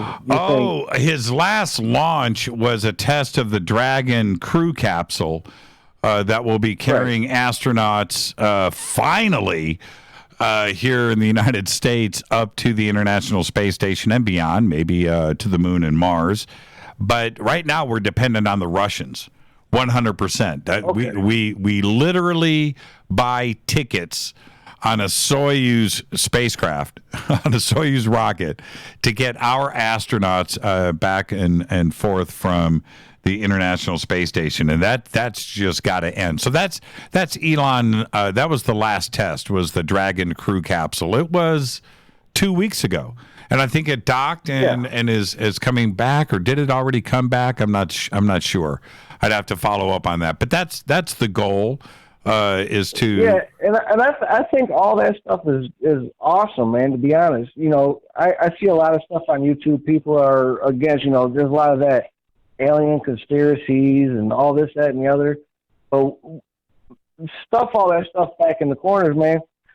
We are the alien conspiracy because we already have that technology to take us there. It's just not being told to us, and we can't advance as a people if we're not being told the truth, right? Well, that's exactly it. And that's why this show exists, and that's why you listen, Adam. And I want to thank you for that. I appreciate your show, man. I really do. Thank you, Adam, and have a great night. And I'll see you tomorrow night on Fader Night. We have open lines all night long. Yep. I'll talk to you then. Thank you, Adam. Great phone call right there. Elon Musk, man, who would have thought in the 1950s, 1960s, 70s, 80s that we would have a private company, right? A private company spearheading our it's crazy to me. Absolutely nuts. The Dragon capsule, to the thought of, could you imagine if you were talking to Truman or Eisenhower, right, or Kennedy or Johnson or Nixon or Reagan, any one of them, it's going, it's going to be Russia that's going to take our astronauts up into space. Think about that. Let's see. Splashdown, SpaceX Dragon crew capsule returns to Earth. When did it return? Okay, I've got time for one more phone call. It came back to Earth. When? I need a date. Oh, did it just splash down? Early Friday. I'm looking for a date here. I need a date. Published 5 days ago. Okay, so there you go. Today's Wednesday. It splashed down on Friday. Hi, you're live on Fade to Black. Who's calling? Hi, Jimmy. It's Deb from Sacramento. Hi, Deb. How are you? Good. I'm glad that you're doing better, Jimmy. I am doing better. Thank you. I am That's seriously wonderful. doing better. Oh, I'm Good, sorry good. about that. I'm watching video of the space capsule. Okay, so we got 2 minutes. What's on your mind, Deb? Very quickly. So I wanted to share this in the past, but it was too early for me to talk about it. But I recently lost a very dear friend. It was my best friend's father, and he passed on. And the night that my friend called and he was in the hospital, he said, pray for him. We don't know if he's going to make it through the night. And so that night when I went to sleep, I think I had my first experience of astral traveling, because in my dream, I was at the hospital with them. The family couldn't see me or hear me, but his dad knew I was there. He got up out of his bed. He held me by the hand. We walked down the hallway. He talked with me. He said, stay here, honey. I have to go. You can't come with me. And he said, walk down the hall. He literally just disintegrated. He disappeared into thin air. And when I woke up, I felt comforted but confused. And so then the next day when my friend called me, told me that, his dad passed last night. I already knew it, but I couldn't tell him why. So I think that was astral travel. But yeah, I went to him instead of him coming to me. It was really incredible. Yeah, how cool is that? And I'm being serious. Yeah. How cool is that? So you didn't tell your friend about your dream? I did eventually. Eventually he did, but he's an atheist pretty much, so I couldn't, and he was in so much grief, I couldn't tell him about it at that point. Because it was about his feelings, not my dream, Right. He would have just discarded it. And he still doesn't believe, he'll listen to me. He'd listen to me tell it, and I don't know what his feelings are. He's like, well, thanks for sharing that, but he doesn't really believe in supernatural things or spiritual things. So, I don't really know how he felt about it, but I felt compelled at one point to tell him about it as a means of comforting him. But I don't know if it did or not. It just happened February 6th when he passed, so it's probably just too soon. Thank you for sharing that. And the reason why I want to thank you for sharing that, when anybody in the future goes through this kind of experience, and it does happen, maybe you should think twice about sharing it with the family members, because what benefit would there be in sharing that? Maybe it's just too personal, and like you just said, there's nothing really happened, and they didn't really. They're going through their own emotions at that Right. moment, and sharing this, it's not going to have any impact. Yeah. I don't know, but I felt, I've never experienced astral travel, and I didn't know if that's what I experienced or not, but I was glad that I got to be with him. It was so real, like I was really there. So I was just grateful for the experience. It sounds to me like if it happens again, you won't be sharing the experience with the family members. If you know what I mean. It depends. Yeah, it depends on the family, Right. Right. But anyway, so. All right, Deb. Thank you for sharing. I'm serious. That's a really good thing to share with everybody. Thank you so much. Yeah. Thank you. Thanks for taking my call, Jimmy. You have a good night, okay? And we'll see you tomorrow night. Thank you, Deb. Okay. Yeah, absolutely. Take care. Bye-bye. Deb from Sacramento. Great show tonight. I want to thank Maureen St. Germain.